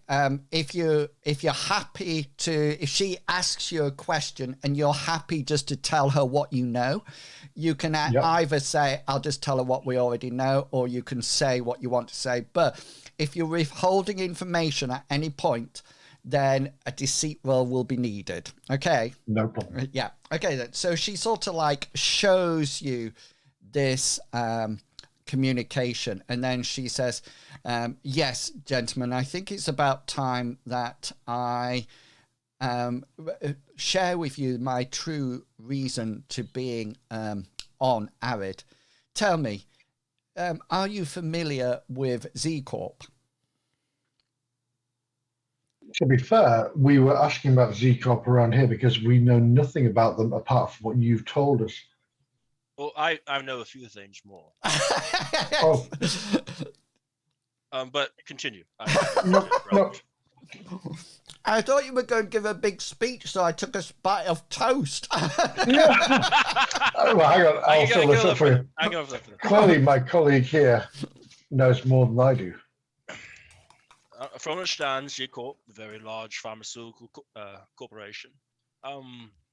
You and them have had a little bit of a history. From what I understand, that history involves you detailing some very negative things they've been practicing on their for their supplies and their products. And I would imagine because of that, they're not too happy with you. Am I somewhere in the right vicinity? Minsk, make a insight roll for me.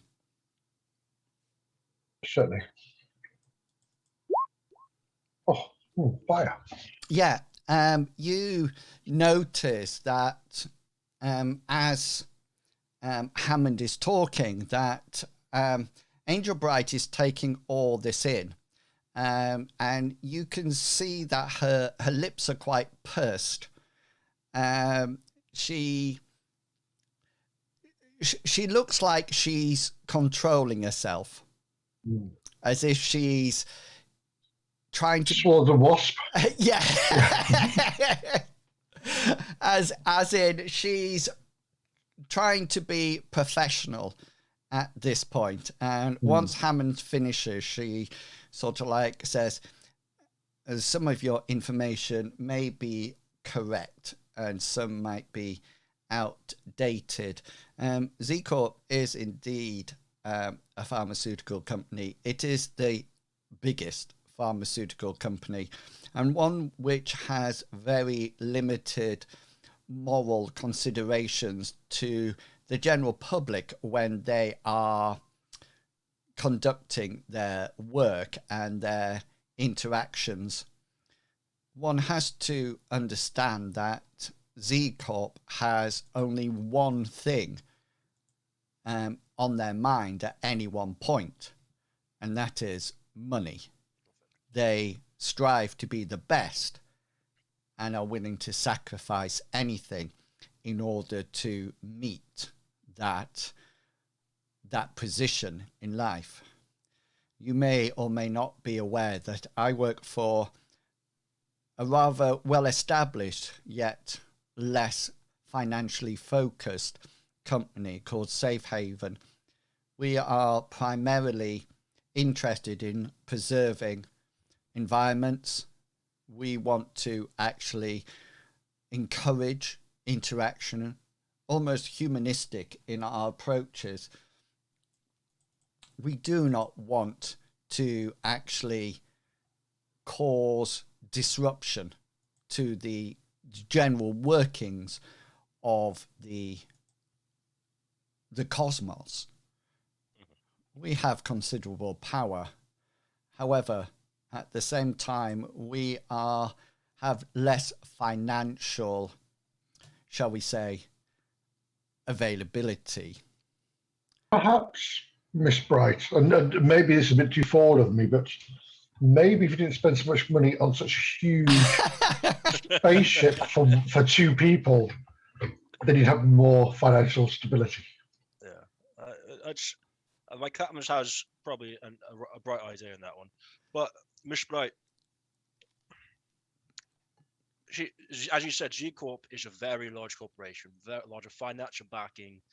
You know, they have more resources than possibly even I can imagine. And I used to work for Core, so I know the evil corporations of the universe. Here's the issue: if you want help from us, it's going to take a little bit more than some pocket change. Well, your influence. Be able to protect you. Well, your influence. All right. Sorry, let me do it. This is. Can I augment his influence by maybe just no? No, because you had no idea this was coming. No. I use my luck, but I'm gonna have to re-roll it though. You certainly are. Do it. Yeah. Come on, baby. Oh.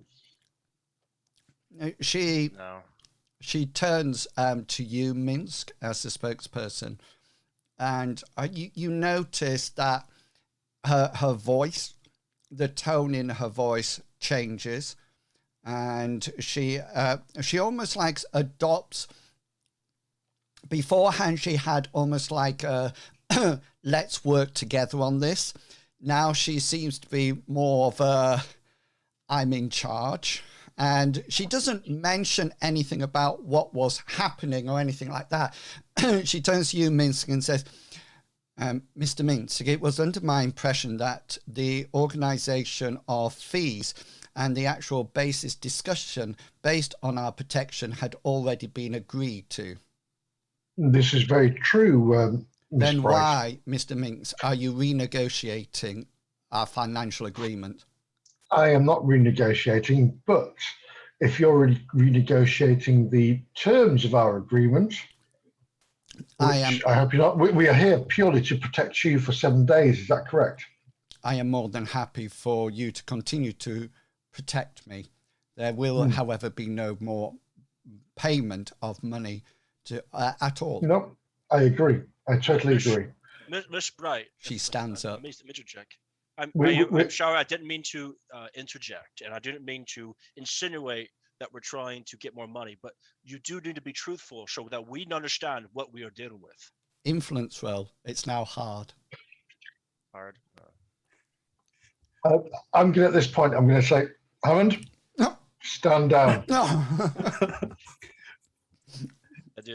Should I do influence roll now? It's up to you now. You either withdraw your comments. I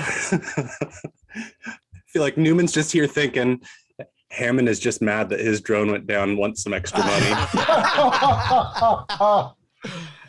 Possible. It's up to you. If you wish to take Minsk's advice to stand down, then you can apologize if you wish. Newman's going to give a stern look at you too. Or It's the stern nod of With a Captain taser. no, they took my taser, I'm sure, and I'm I still have my correct me. stun baton. They took my stun stick, I'm assuming, with my guns, They and certainly they did. probably took my heavy flashlight. Yes, as well. No, dang it! Oh my It's God, just it's heavy, a that's flashlight.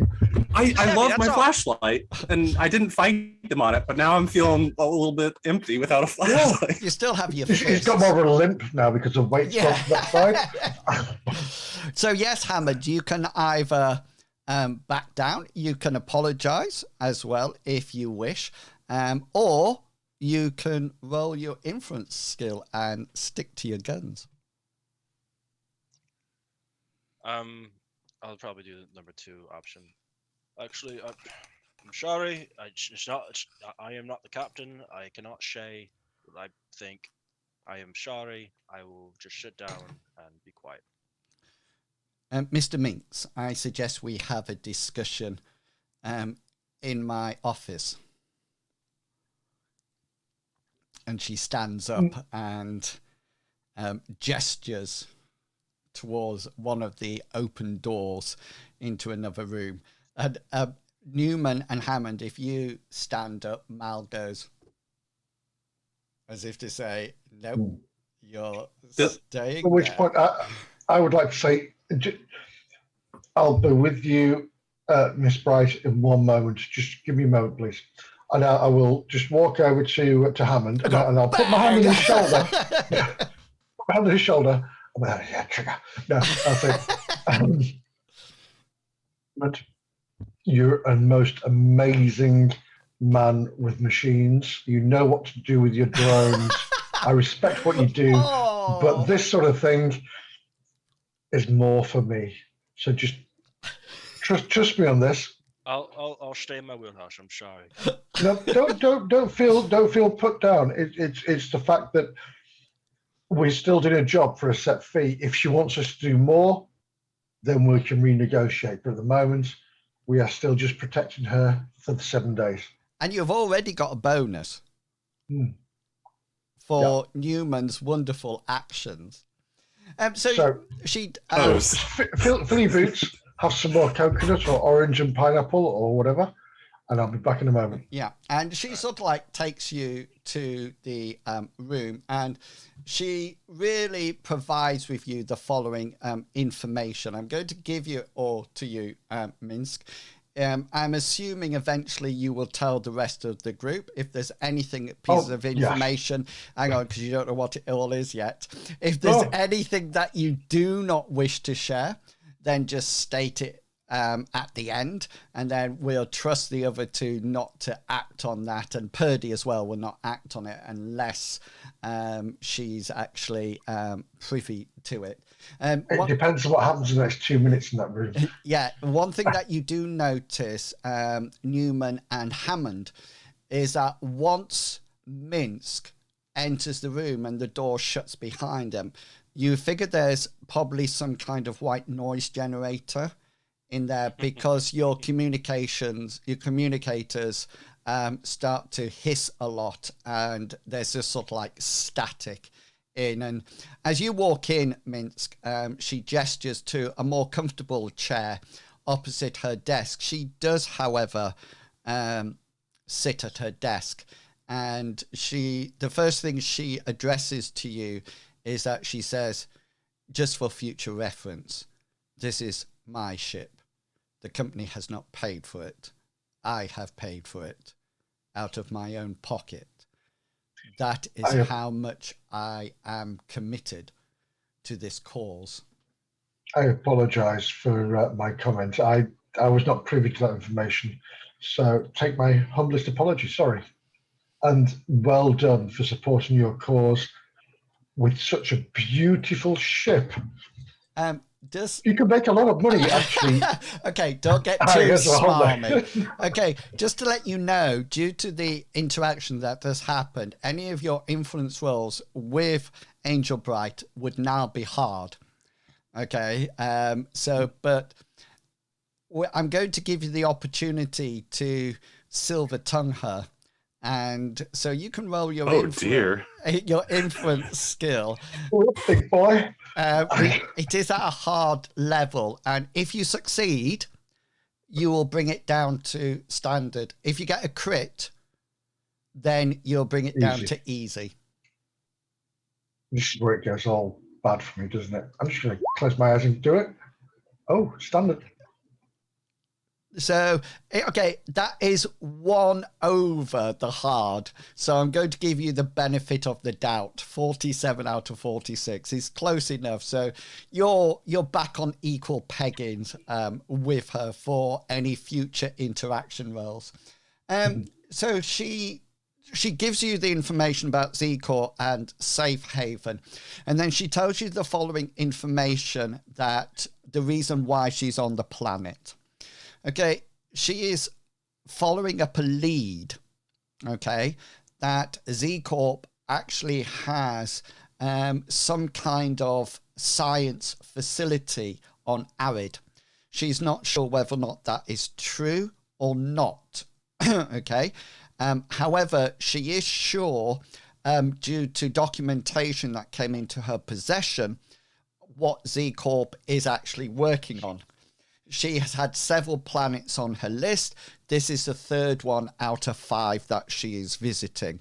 The first 2 she drew a blank at. That doesn't mean that it's not happening on those planets. It means that she could not find it. This is planet number 3. She has 2 more after this one.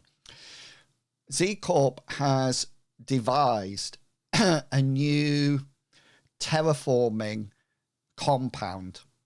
Okay? Ooh. Basically, what it does is that it removes any existing flora and fauna on a planet, so that new flora and fauna could be terraformed into it. So, can I just interject while she's saying this and say, would that include life forms as well? And she looks very sober at you and says, yes. And I'll audibly breathe in and like. She says Z-Corp is say that it's the chemical. She refers to it as a toxin, a chemical toxin. They don't. They refer to it as a perfect terraforming compound. She shows you a video of what seems to be an interaction, almost like a sales pitch. But you notice that you think from the angle of the camera might have been in a bag or something sat on a table or something. You can't see people's faces. The quality is really poor. but they talk about this miracle toxin that can cause once inhabitable planets to become habitable. It talks about eradicating poisonous plants, dangerous animals, making worlds that were once dangerous and uninhabitable, livable on. The sales pitch, to be quite honest with you, Mince, is very convincing. They've got some really good spin doctors there that are creating this. And, you know, if you weren't aware, then you would be thinking, wow, this is quite good.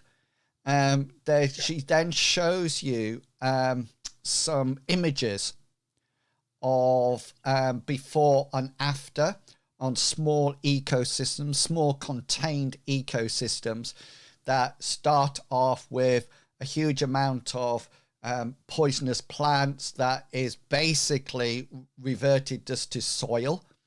But soil that you see pictures of people planting in, and wonderful crops, high protein crops being produced, wonderful plants, plenty of resources, etc., etc.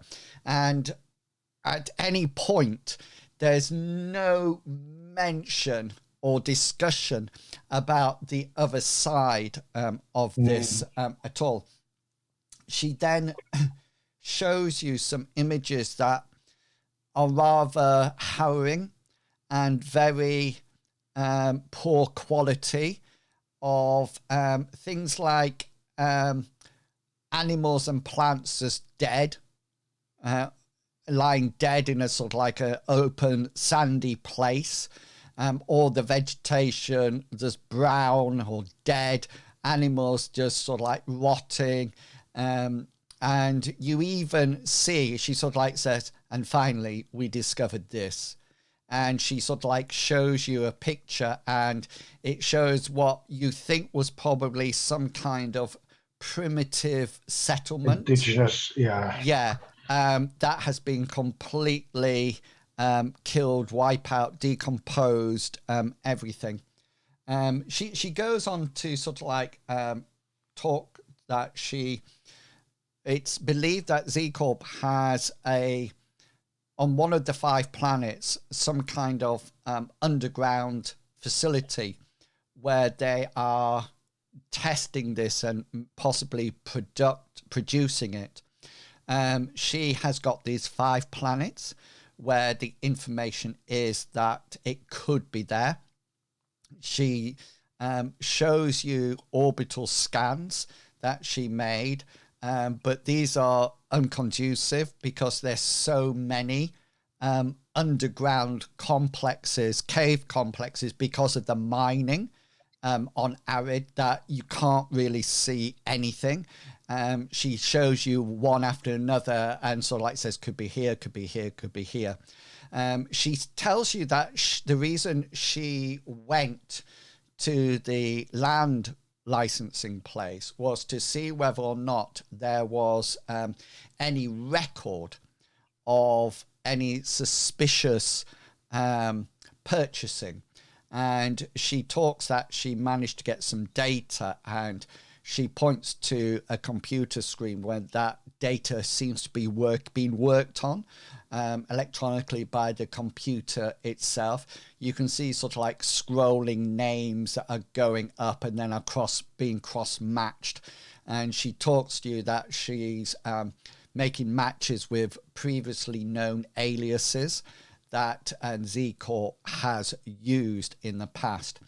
And then the thing that really stands out to you is that she talks to you that she is aware that there was an ex-employee of Z Corp. Used to be... Really?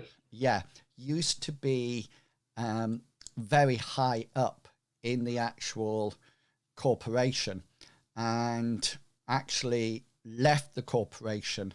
And there's various media stories that she shows you, shocking that, you know, head scientist does this, head scientist goes there, so.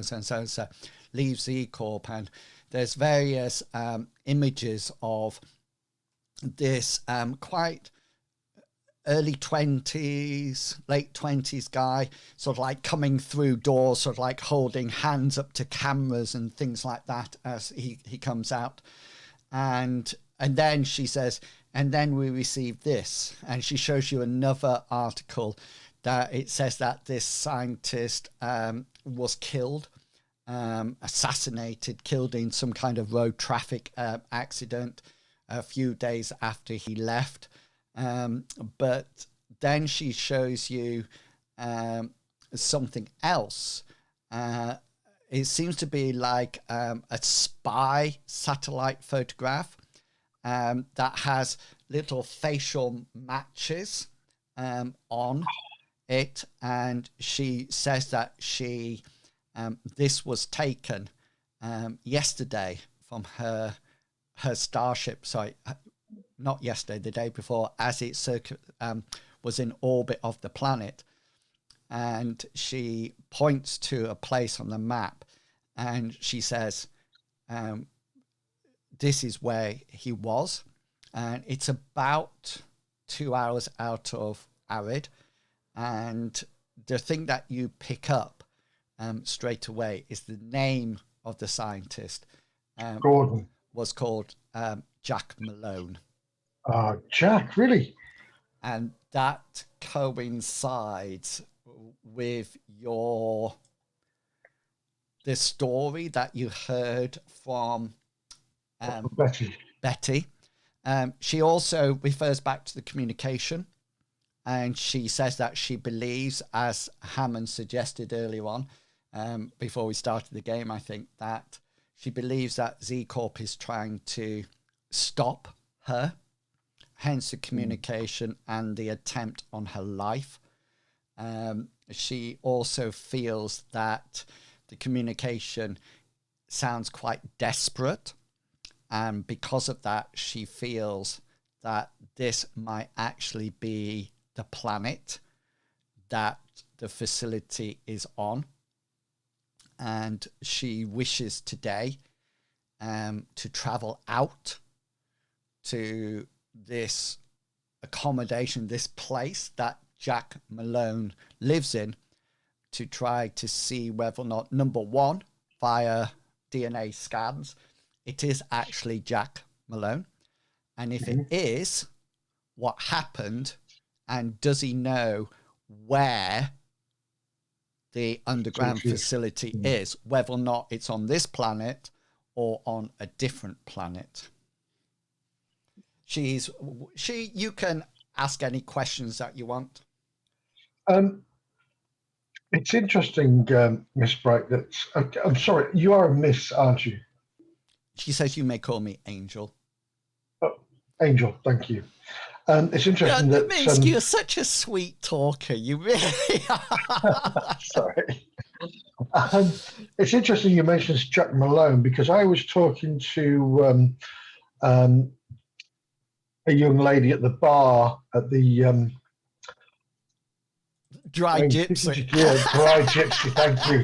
What a classy name. Dry Gypsy. We were just looking for information about Z Corp. See what we can find out, to be fair. Just on our own.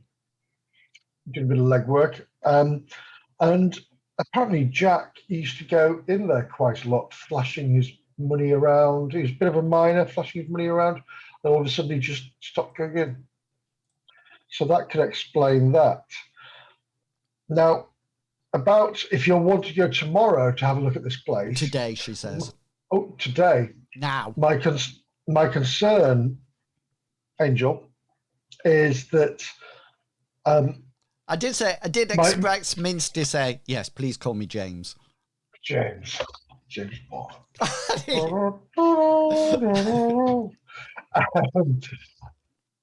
I'm a little, basically, Arthur, the chappie who was speaking earlier, he lost his drone while saving your life. His drone flew into a bullet, so it wouldn't come towards you. Now, we're a drone short. Is there any chance we could borrow one, or maybe if you could provide one for us, just so he could keep eyes in the sky while we're out there. It is a crucial part of our operation.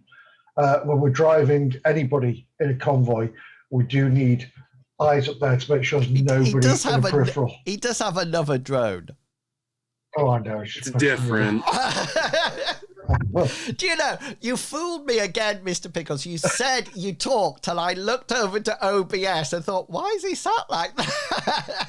I'm always posing when I say short lines. Can I just say that I've done really well with that?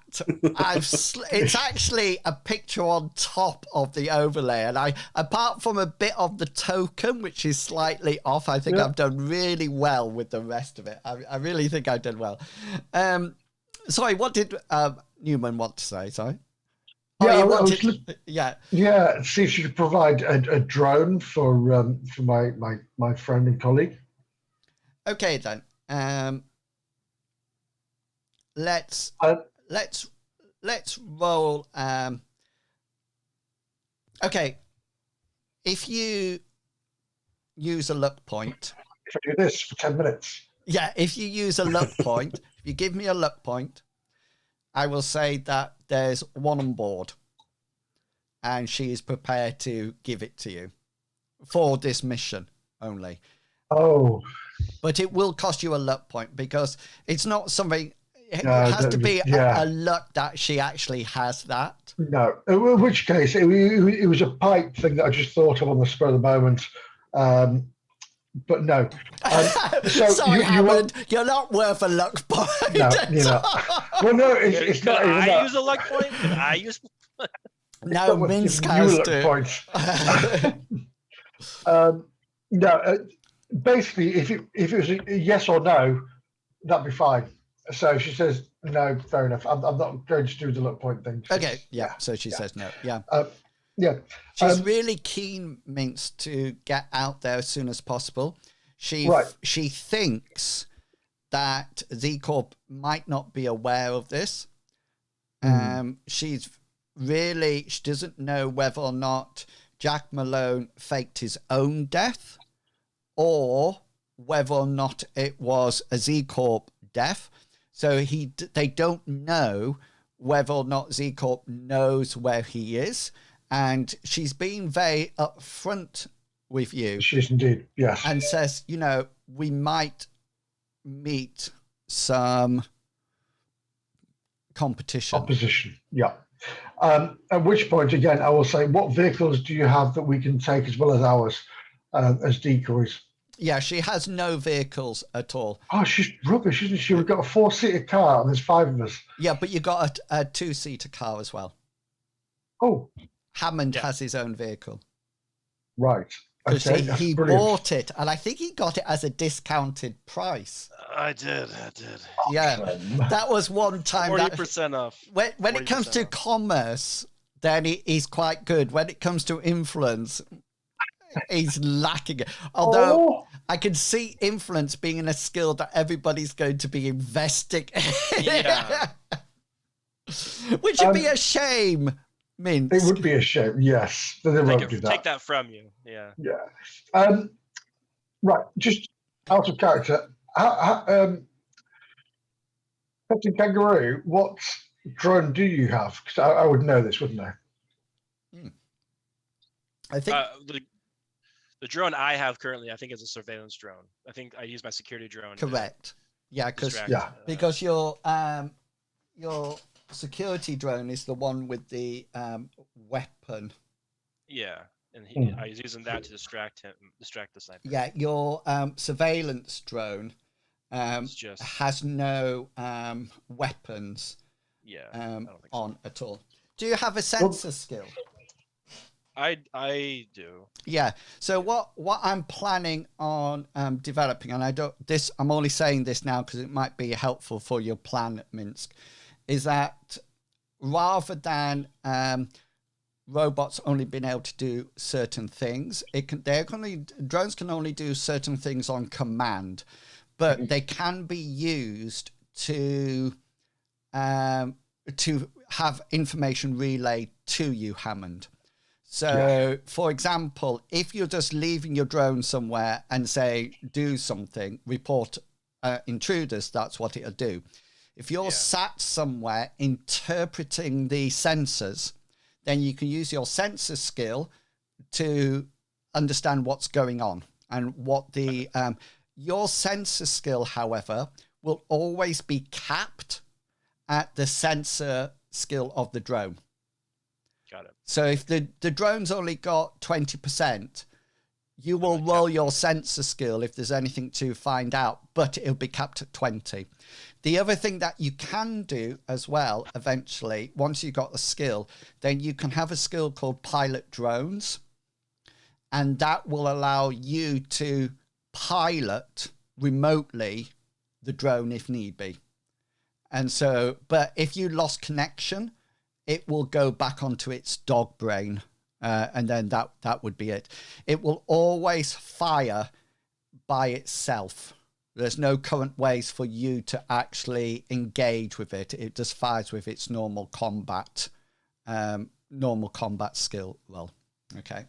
So that might be helpful for you to know now, Minsk, as well. Mm-hmm. So it could be that Hammond puts a bird in the sky. Well, that's the plan. Is Hammond goes in his two-seater with his drone high in the sky in front of us, and we'll follow behind. Okay. I mean, what could happen is that depending who's driving the second car, Hammond, you would find it very hard to drive and monitor your drone, but you could stop at a certain distance away from the location, send the drone up, but remember there will be a delay. Also, please remember that drones can be detected.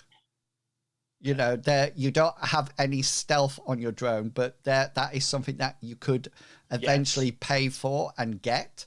So you could eventually create a drone that has a lot of stealth and sensors, but very little armor or weapons, you know, so forth and so on.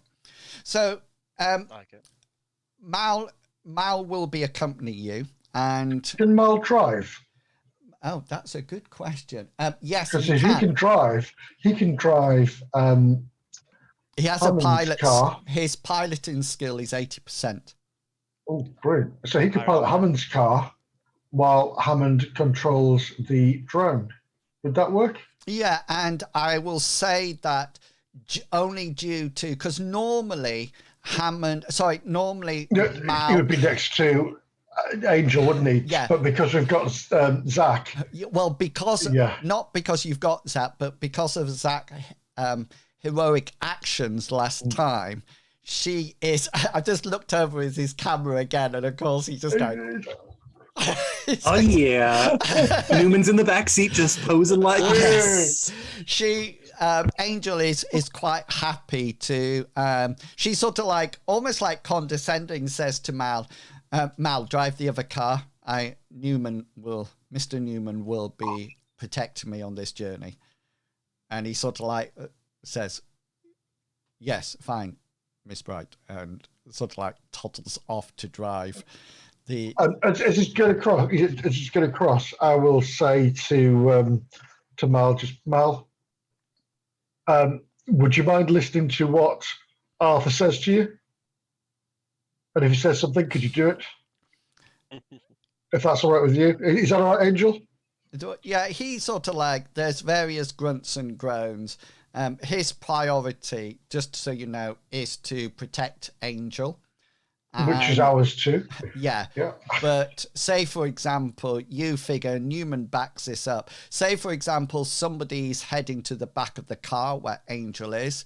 If Hammond said, stay in the car, you don't think Mal would. No, he wouldn't. No. He wouldn't do that, you know, but he is a team member though. So he's not going to do anything stupid. The only person who's likely to do something stupid is Purdy. Because she takes commands quite literally. So be prepared. While we're strapping her to the front of the car. So just to let you know, both Mal and Angel changed their attire. before they set off. They probably meet you outside the starport in preparation. You've all got your weapons and your normal equipment with you. Mal has what appears to be a blaster, his normal blaster, slung as it hit his hip. Angel seems to be in almost like desert fatigues, sort of like they're not camouflaged, but she's not in high heels and a pencil skirt. She definitely looks like she's ready for action. It's like a sky reporter in India. Yeah, she looks pretty good actually. You know, you're quite impressed with her. And you sort of like set out. You don't need to do any driving skills because you only need to do something when it's needed. And you drive out. What time of day roughly do you want to arrive there? Well, she said leave as soon as possible, so we left as soon as possible. Okay. Then. So whatever time it would be to get there. Okay then. So it probably just coming across midday. Probably about 1 o'clock when you don't actually approach the destination so far. You actually get about out of sight of it, and you can see it in the distance. And this is when Hammond brings his drone out and sends it up. And at this point, both Mal and Angel are expecting to look at the readings, Hammond. They're interested, and I'll move you to the screen about what you actually see. Okay, if you're watching the stream, I suggest you don't at this point because I've got my I have no worries. I'm just deleting. Yeah. One sec, gone. I wouldn't use it anyway, but yeah, go on. So I'm going to move you across so you can see the setup. Okay, so you should see. Let's just go across to this other one, and I'll move you around in a second. So you can see what appears to be a large caravan vehicle. That tram looking thing that you can see is what appears to be like a trailer for people that you presume somebody is living in. That's the first thing. You can see round about that. These are not police cars. It's just what I had. They seem to be rather poor land speeders. Even from the distance, they don't look brand new things. You can tell that they're probably 2 or 4 seaters, but they look like they're really old models and not something that you would recognize. At this point, Hammond, can you roll your sensor skill? Just before you roll it, the visual is all right. You're trying to gain any additional information from the scene at this point using the sensors on the drone. So if you roll your sensor skill.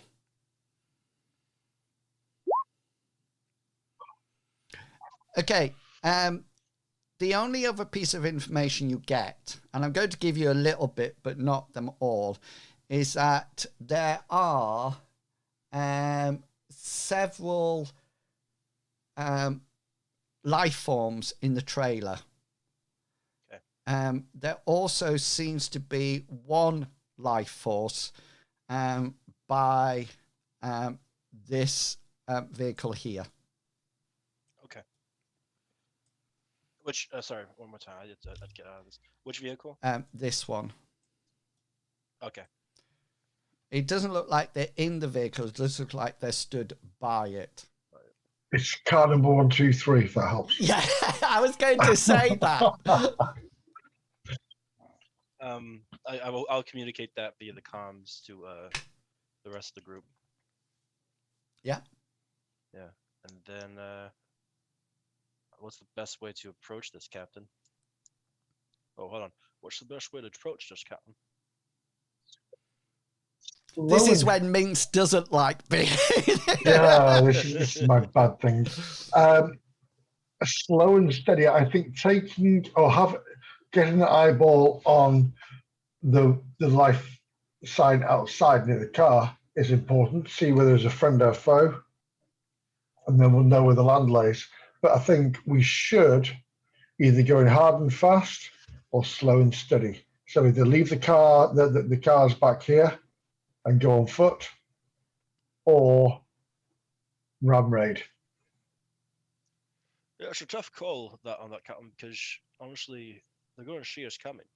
Well, I'm gonna, Zach. What are you? I appreciate your input on this. Out of game question. I've been imagining this as a lot of like flat desert. Very much so. There's not like a bunch of dunes that obscure any vision, right? It's, Yeah. The only thing that you can see is far off to sort of like the northwest. There's some kind of mine entrance. It looks like this was probably associated with a mine at one point, but that's far off to the. It wouldn't hide your approach at all. Okay, so I was thinking right then. Newman would just say, hard and fast. They're going to see us no matter what. Okay, Zach, that you've got the call. You're my security guy. You know what's what. I know the law. So No, the with law. that, in the law. Well, Alan. The only thing I would suggest is what Jacques said is going hard and fast. If we leave our vehicles here, we're going to be used as essentially slow-moving objects for them to shoot. But if we go with the vehicles, we're not only more difficult for them to hit us, but maybe we can confuse them and split their fire. Totally agree. You guys I'm best in space. I love a ship. But when I'm down here, I rely on you two. Everybody roll a perception roll. Bad one. Got crazy eyes. Yeah. Watch the Finally, a success. Look, Right. All so- three of us. Yeah. Or look at Zach there. He's like RoboCop. he is. flat. He's absolutely superb. I'm just trying to get into Purdy's sheet so she can roll one as well. Kirby Smolders, you're coming with me. She's too busy doing everything. Yeah, when you're having this discussion, you all hear from the distance, so it's taking its time to get here, but you definitely hear the sound of a gunfire, a gunshot. You think it was fired into something. It sounded to be muffled. You think it's probably maybe from inside the trailer, but you're not too sure. But it definitely looks as if you should take action rather than... At which point, once I hear that, I'm going to put my foot to the floor or twist the steering up to push the throttle forward. And on comms, I'm going to say, Hammond, follow behind us. All right. Okay. Pedal to the metal.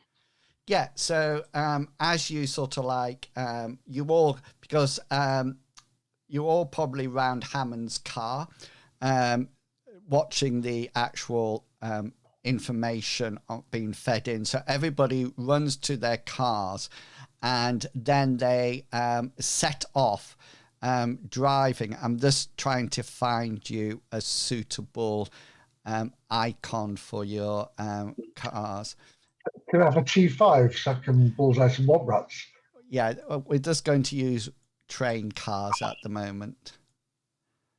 Yeah, rugged vehicle. That's it. So one's 55 and one's 56. So just to let you know, 56 is your vehicle. For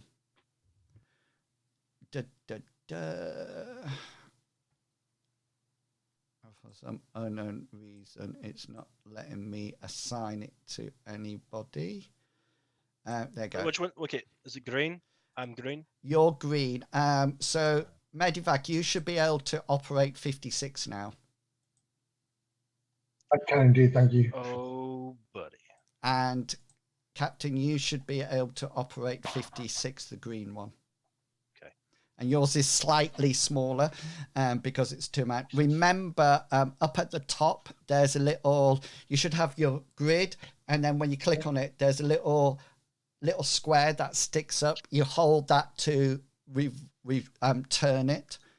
Yeah. So you can return it. So the first thing I need to know, the distance on the map is correct. Okay, so how far are you going to drive up? Are you going to ram him? I was going to actually handbrake turn, if possible, into him against that vehicle there. Okay, and then I want to basically go here and then up there with a turn. Okay, then. So you want to try to whack the back end of him? Yeah, I do indeed. As you make that turn, is that the idea? Yes. So swing at the back end, push him into the... So sort of like come here and then do your turn. And as you do that turn, get the back I've lost control. end to get the back end to swing out. That's it, swing out, and I can't get it to move. So I want to go there. Oh, yeah. Okay, and then where do you want to stop? As we're driving up, can I see an entrance to this?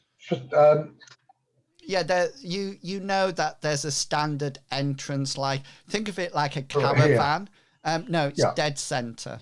Right, okay. So there's an entrance to the actual vehicle here, into the trailer here. So think of it very much like a caravan. And just to let you know, there are 2 windows on either. There's a window here and a window here, and you know that is duplicated at the back as well. Yeah. With a door going at the back, I would have thought. No, there's no other exit. Just one door. Yeah. Right. So where are you trying to? Where are you just going to try to bash him and leave him there, or are you going to? Once we've done that, I want to park ourselves. Sort of. Let me just turn this around. Like there, and hopefully I'll be saying, Zach, secure the door, and Zach will hopefully go in there. Okay, so you secure the door. You're far enough away there to get the door to get into the door. Open, door to open the door. That's absolutely brilliant. Okay, then. That's the plan. That's the plan. Yes. And what about you, Hammond? Well, one, I do have one question. Yeah. Would I actually be controlling my vehicle because I'm not driving it? Mal's driving it. Mal's driving it. So yeah, okay then. So I'm quite happy to have him.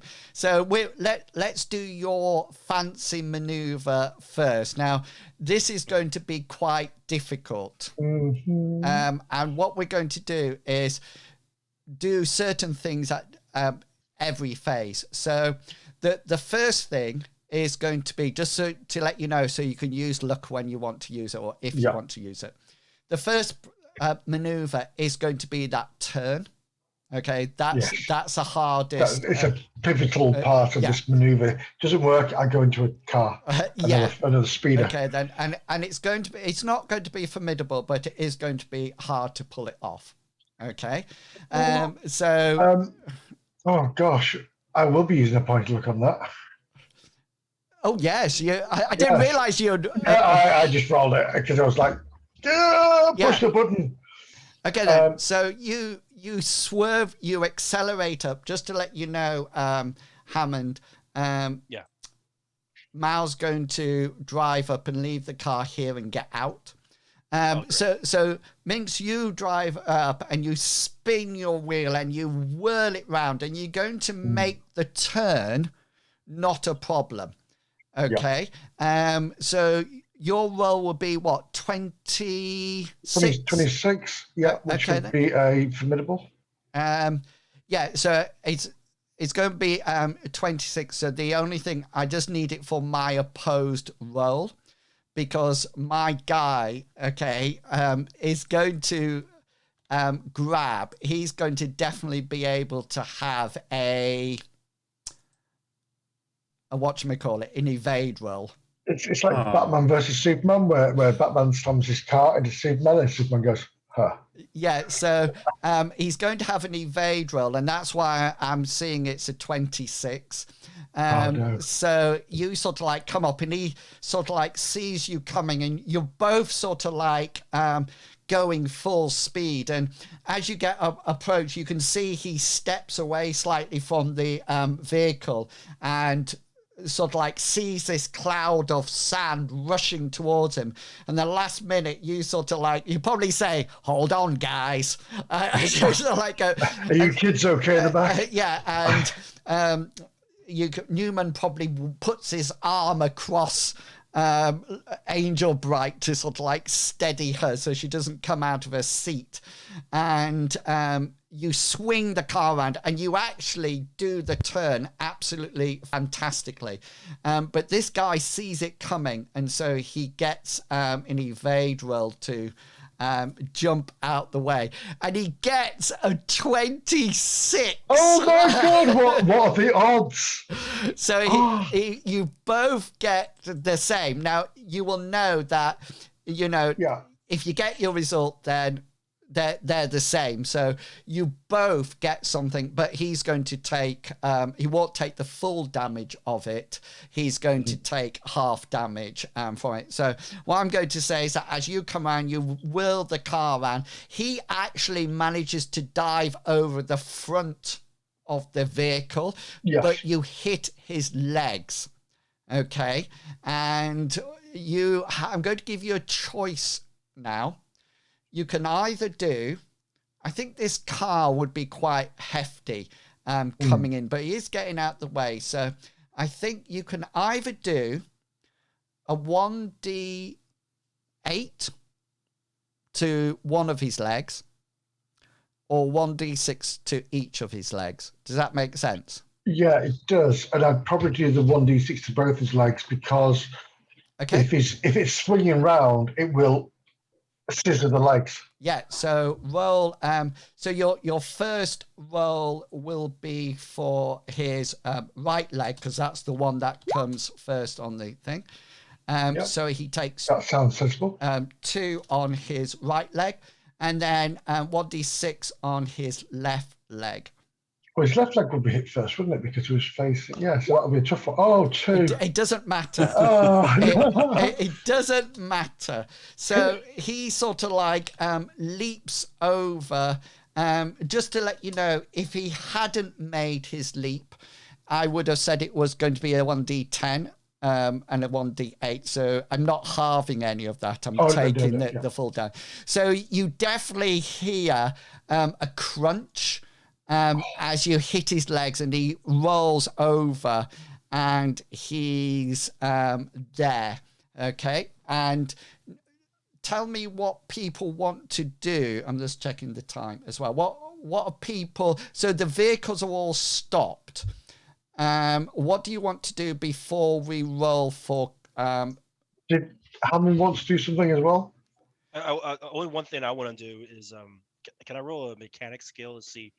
Just in case we have to shoot at the vehicles, where the best place to aim our shots? Yeah, so that would be, you would roll that as you rolled it, as you come in.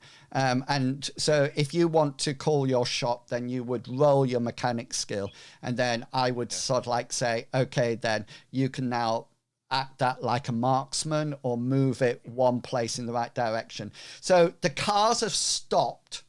That's what we're saying at the moment. This guy's over the opposite side.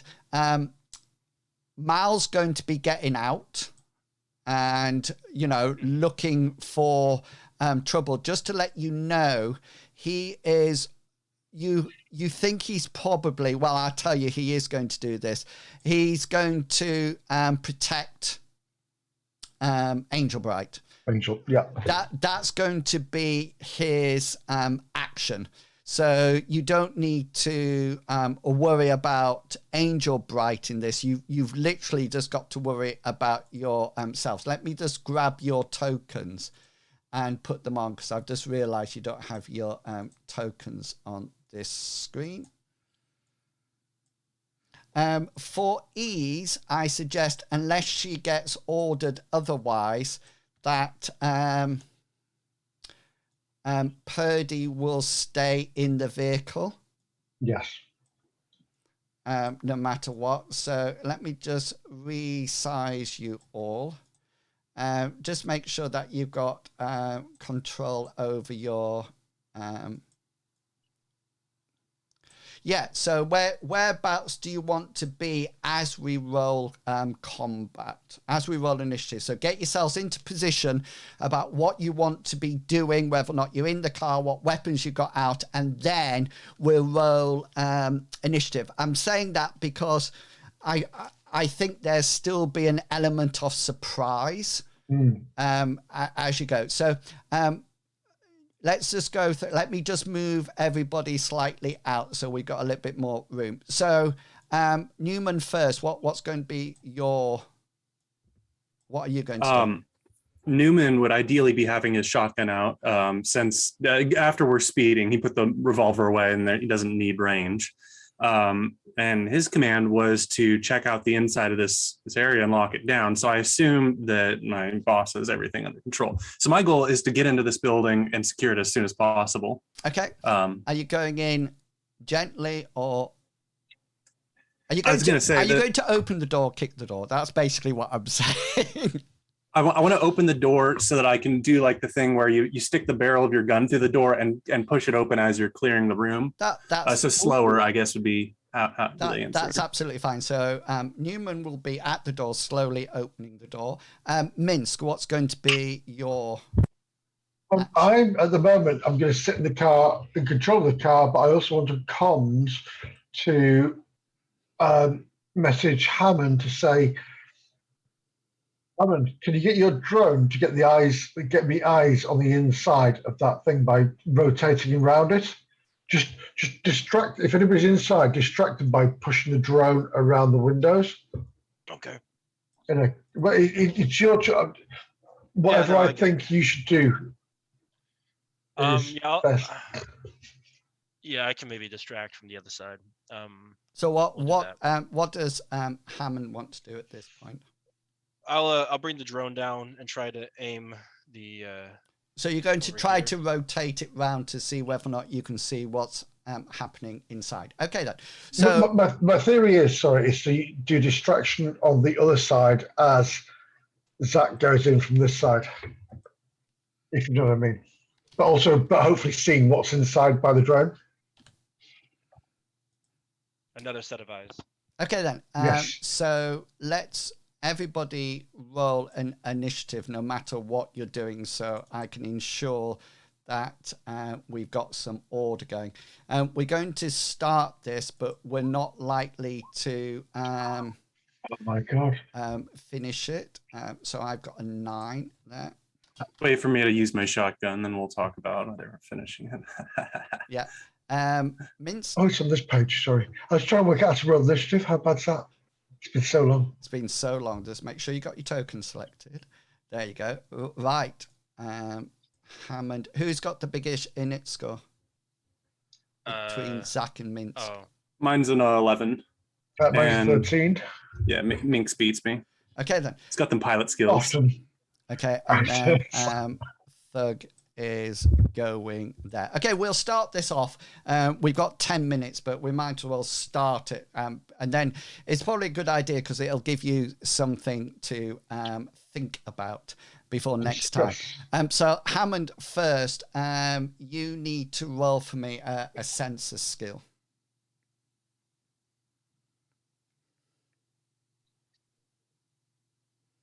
Oh, 41 out of Oh! 41. Okay, then. You circle round. Brilliant. And I'm going to give you the information in a second, because this is all happening in 5 seconds, and you wouldn't be able to get that information, relate to each other before Newman actually makes his move. And you sort of like level your shotgun off. This door doesn't push. It's a trailer door. Holes, yes. Trailer doors open outwards. I'm glad I didn't kick then. Yeah, that's why I asked whether or not you were kicking or not. So you're going to have to. Do you wish to fling it open, or do you wish to just slowly open it? Same as before. Open it so I can get my barrel in through the door and then prop it open with my gun. Okay, then. So you open the door, slowly open the door, and you can only really see to one side or the other. But there are several things, and Hammond, you see this as well and can relate to Minsk. Okay. To your left, Newman, okay, so here, there is a guy on the floor. It looks like he's taken a shot to the knee. And there's what appears to be some kind of thuggy ruffian with what appears to be an automatic pistol to his head. And there's another one next to him aiming and firing at the door. At the same time, you can see to your right, there's a thug here that is bashing that window as if to break it, as if to use it as some kind of fire.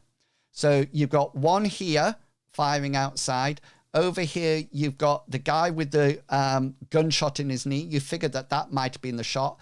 Another guy stood next to him with the automatic pistol next to his head. And the other one is standing here doing exactly what the opposite guy was doing. I wasn't going to give you that information, but I might as well. He's about to use this window as cover. Okay? At the same time, and Mal sees this and communicates it to you all, and so you can communicate it. This guy here appears over the front of the bonnet. He seems to have a revolver in his hand. So I'll just put on where all the guys are.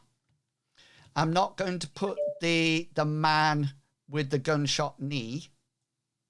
Okay, but he's right next to this guy. Is that clear to everyone? Yeah. Okay then. So okay, we've got, so we're now going to start the combat round. So we're coming up to top of the round, combat round 1, turn 1. Hammond, you are up. You can see that from your drone as well. So you've got that information, and you probably relayed it to Minsk and the rest. I do, yeah. If you wish to do a scan on the person with the bloody knee, you can roll to see whether or not Angel might have given you the information from the... you didn't ask for it, but it would have been freely given if you wanted it. So I'm quite happy for you to roll a sense as well to see whether or not you can identify the guy. Odds are it's probably the guy we're looking for. I probably would be more distracted with other things than worry if that's specific the guy. I think I would assume the one person that doesn't seem to be with him has a gunshot in his knee. Unless it's the wrong trailer. It could be the wrong trailer. Maybe this is a domestic dispute. Who knows? But so what would Hammond like to do? Two things. You can only do first one. thing, well, him, but also the drone might be able to do something as well, or it depends what. Yeah, tell me what you want to do with both, and I'll tell you. I want if the drone can, it might not be able to. So I wonder if maybe the drone can smash through one of the windows itself. So it won't be able to do it itself because it doesn't have that. This is a surveillance drone, so it's like what I was saying. It's just doing surveillance. But if you wish to pilot it through a window, I don't have that skill. I don't have that skill. So. Right. So it's not going to be able to do it by itself. So what's the other thing? Other thing, I'm just gonna grab my pistol and shoot this guy. Okay. Yeah. Okay then. So remember everybody's got 2 action points. So, and remember, take cover is like your combat style to duck out of cover. Are you coming out the car or staying in the car? I'm staying in the car. Okay then. So I'm essentially, I'm just have my, I just have my arm out of the car shooting towards this guy. That's good. The only reason I was asking is what area would be available to shoot back at. That's why I was asking. Yeah, it would be the car door. So roll your combat skill. All right. I'm gonna use my last point of luck of the night and reverse that. Okay, so you get a 37, which will actually hit. Do you know, I have this real strange thing that every time I open a character sheet, it asks me to log back in again. And then again, you had that last the other time. Yeah, I have it all the time. I just sort of like think I'm going to go to Foundry. I just like to put in here his 2 action points. Then I can, I put it in the green circle above so I could do it for separate ones. Okay then. So this is his, hang on, I think I've got the wrong. No, I haven't. This is it's Andy Samberg, number 4. Yeah, this is his, I've got thuggery and I need protectors. That's why it's not working. Because it's the protectors with the 9mm and not, the thugs just have daggers. Yeah, I can use a pistol. Here we go. Yeah, he misses. He doesn't manage to duck behind cover. So roll a 1d10 and add 10.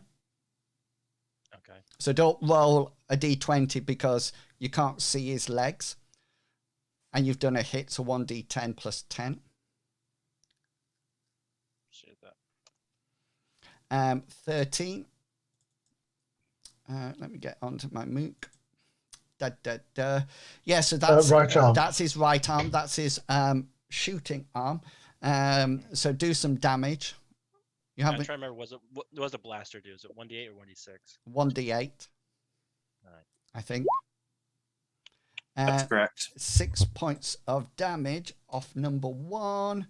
Which, yeah, you fire your blaster. Nobody's. You're shooting to kill, aren't you? Yeah. Yeah. Okay, then. So he needs to make that really whacks into his arm. He seems to have no armor on there, so he's actually into negative numbers. So he needs to make an endurance roll, which he fails. So he slumps down behind the vehicle. You can't see him anymore at the moment. And Minsk, you're up. I'm going to say Purdy. So excuse me, Purdy. Remember, this is just like 5 words. Purdy, do better. Protect Angel. Yes, she acknowledges. That's your free action. What do you want to do with your... I'm going to step out. I'm hoping I can get to here in between the windows so I can't be shot at. Yeah, so you will be a target as you move towards there. Mm-hmm. So if any of those people are ready to shoot, they will be able to shoot at you as you move across, but you can run there. I'll run You, like a loon. you sort of like run across that. Newman, what do you wish to do? I have a question. I'm assuming your answers might just be that I don't have enough time to see. My question is whether or not I got the element of surprise. You said one guy was aiming at the door, but the guy who I'm concerned about is the one with the gun aimed at the unknown suspect on the floor. Do I have any element of surprise on him, or can I tell?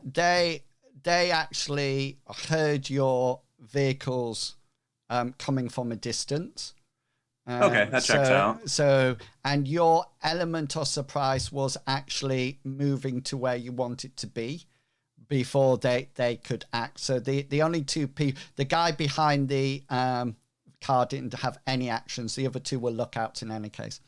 So In that case, I want to aim my shotgun at the one that was aiming at the door. And if I can use my free action to say, I am the law, So I'm going to shoot at him. You're going to have to step into here unless you want to fire around the doorway and use that as cover. It's up to you. Am I penalized for using the doorway as cover in this case? It depends how your roll goes. So, for example, if you fumble it, then I might say that you actually fall into the trailer or something, but it's up to you. So whether or not you want to fire from cover or not. That's basically what I'm going to ask you.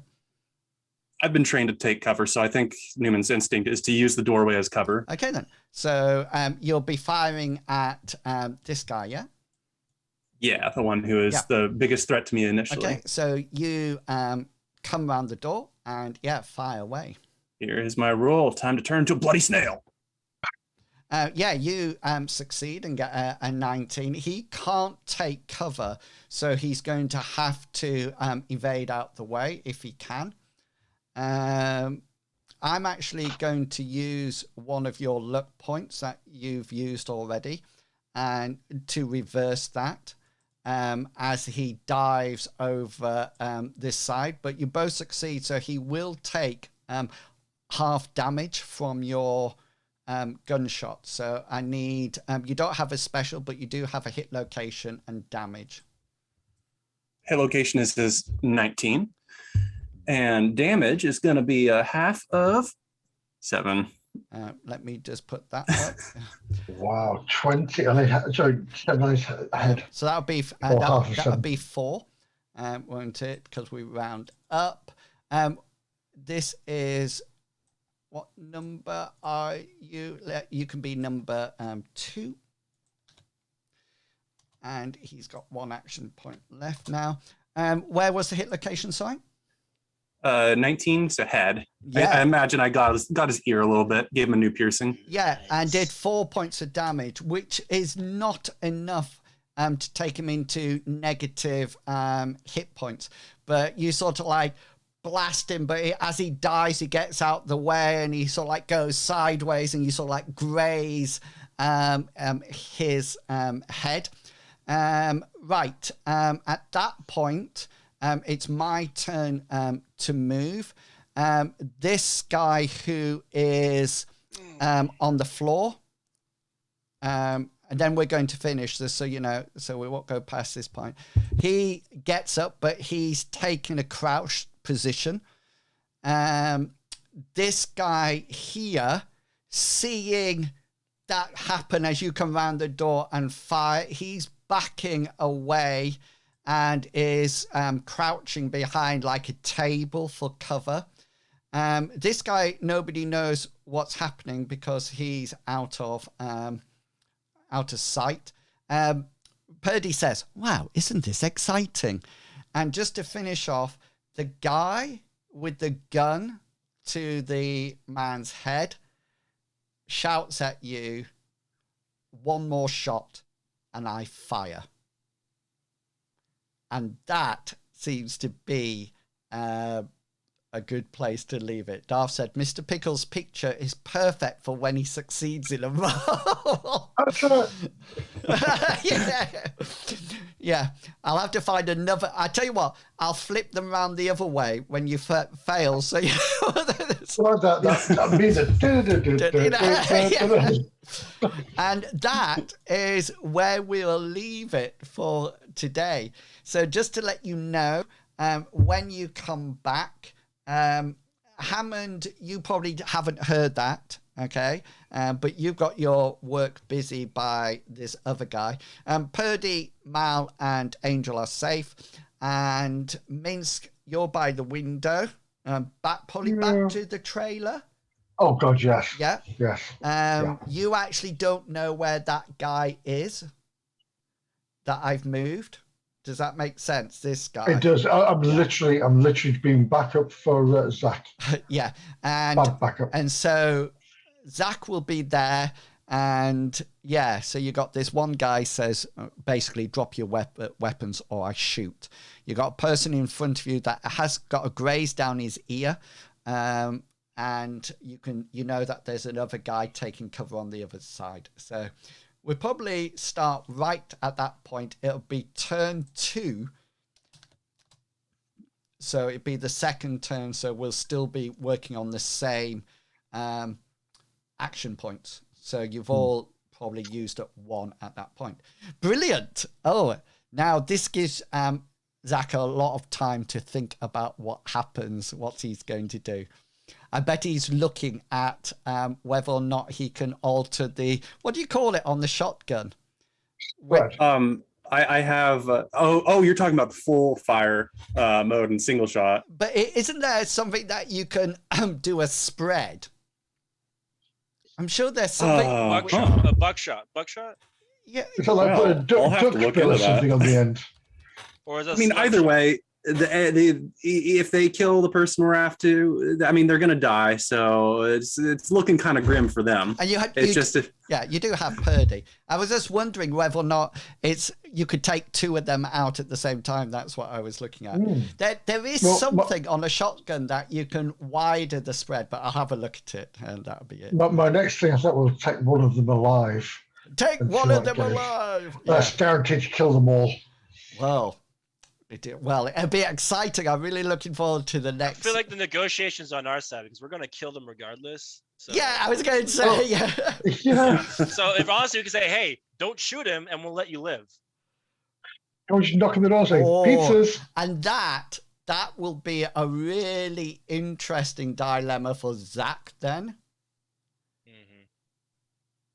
If they murder, then I'm just going to murder him back. No, but I'm saying if you say, okay, then we won't shoot you, and then you win, and so you've got them as hostages, would you still shoot them? Well, no, that's what a psychopath does. Yeah, that's. Luckily, Cyrus is in this game. Yeah. Brilliant. Okay, thank you to everybody who came along and supported the stream today. I really do appreciate it. I hope you enjoyed it. And please do come back next Saturday, if everybody can make it, to see what happens in the accumulation of this this combat in a trailer. And is it, in fact, Jack Malone there?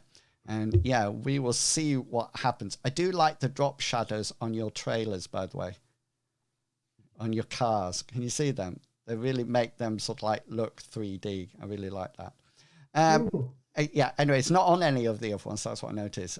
Yeah, so we will see you all next time. Until then, please stay safe, stay healthy, but most importantly, stay positive. And it's goodbye from me, goodbye. And it's goodbye from them. Goodbye from them. Bye. Bye, guys. Right, I've turned you off now. I've turned you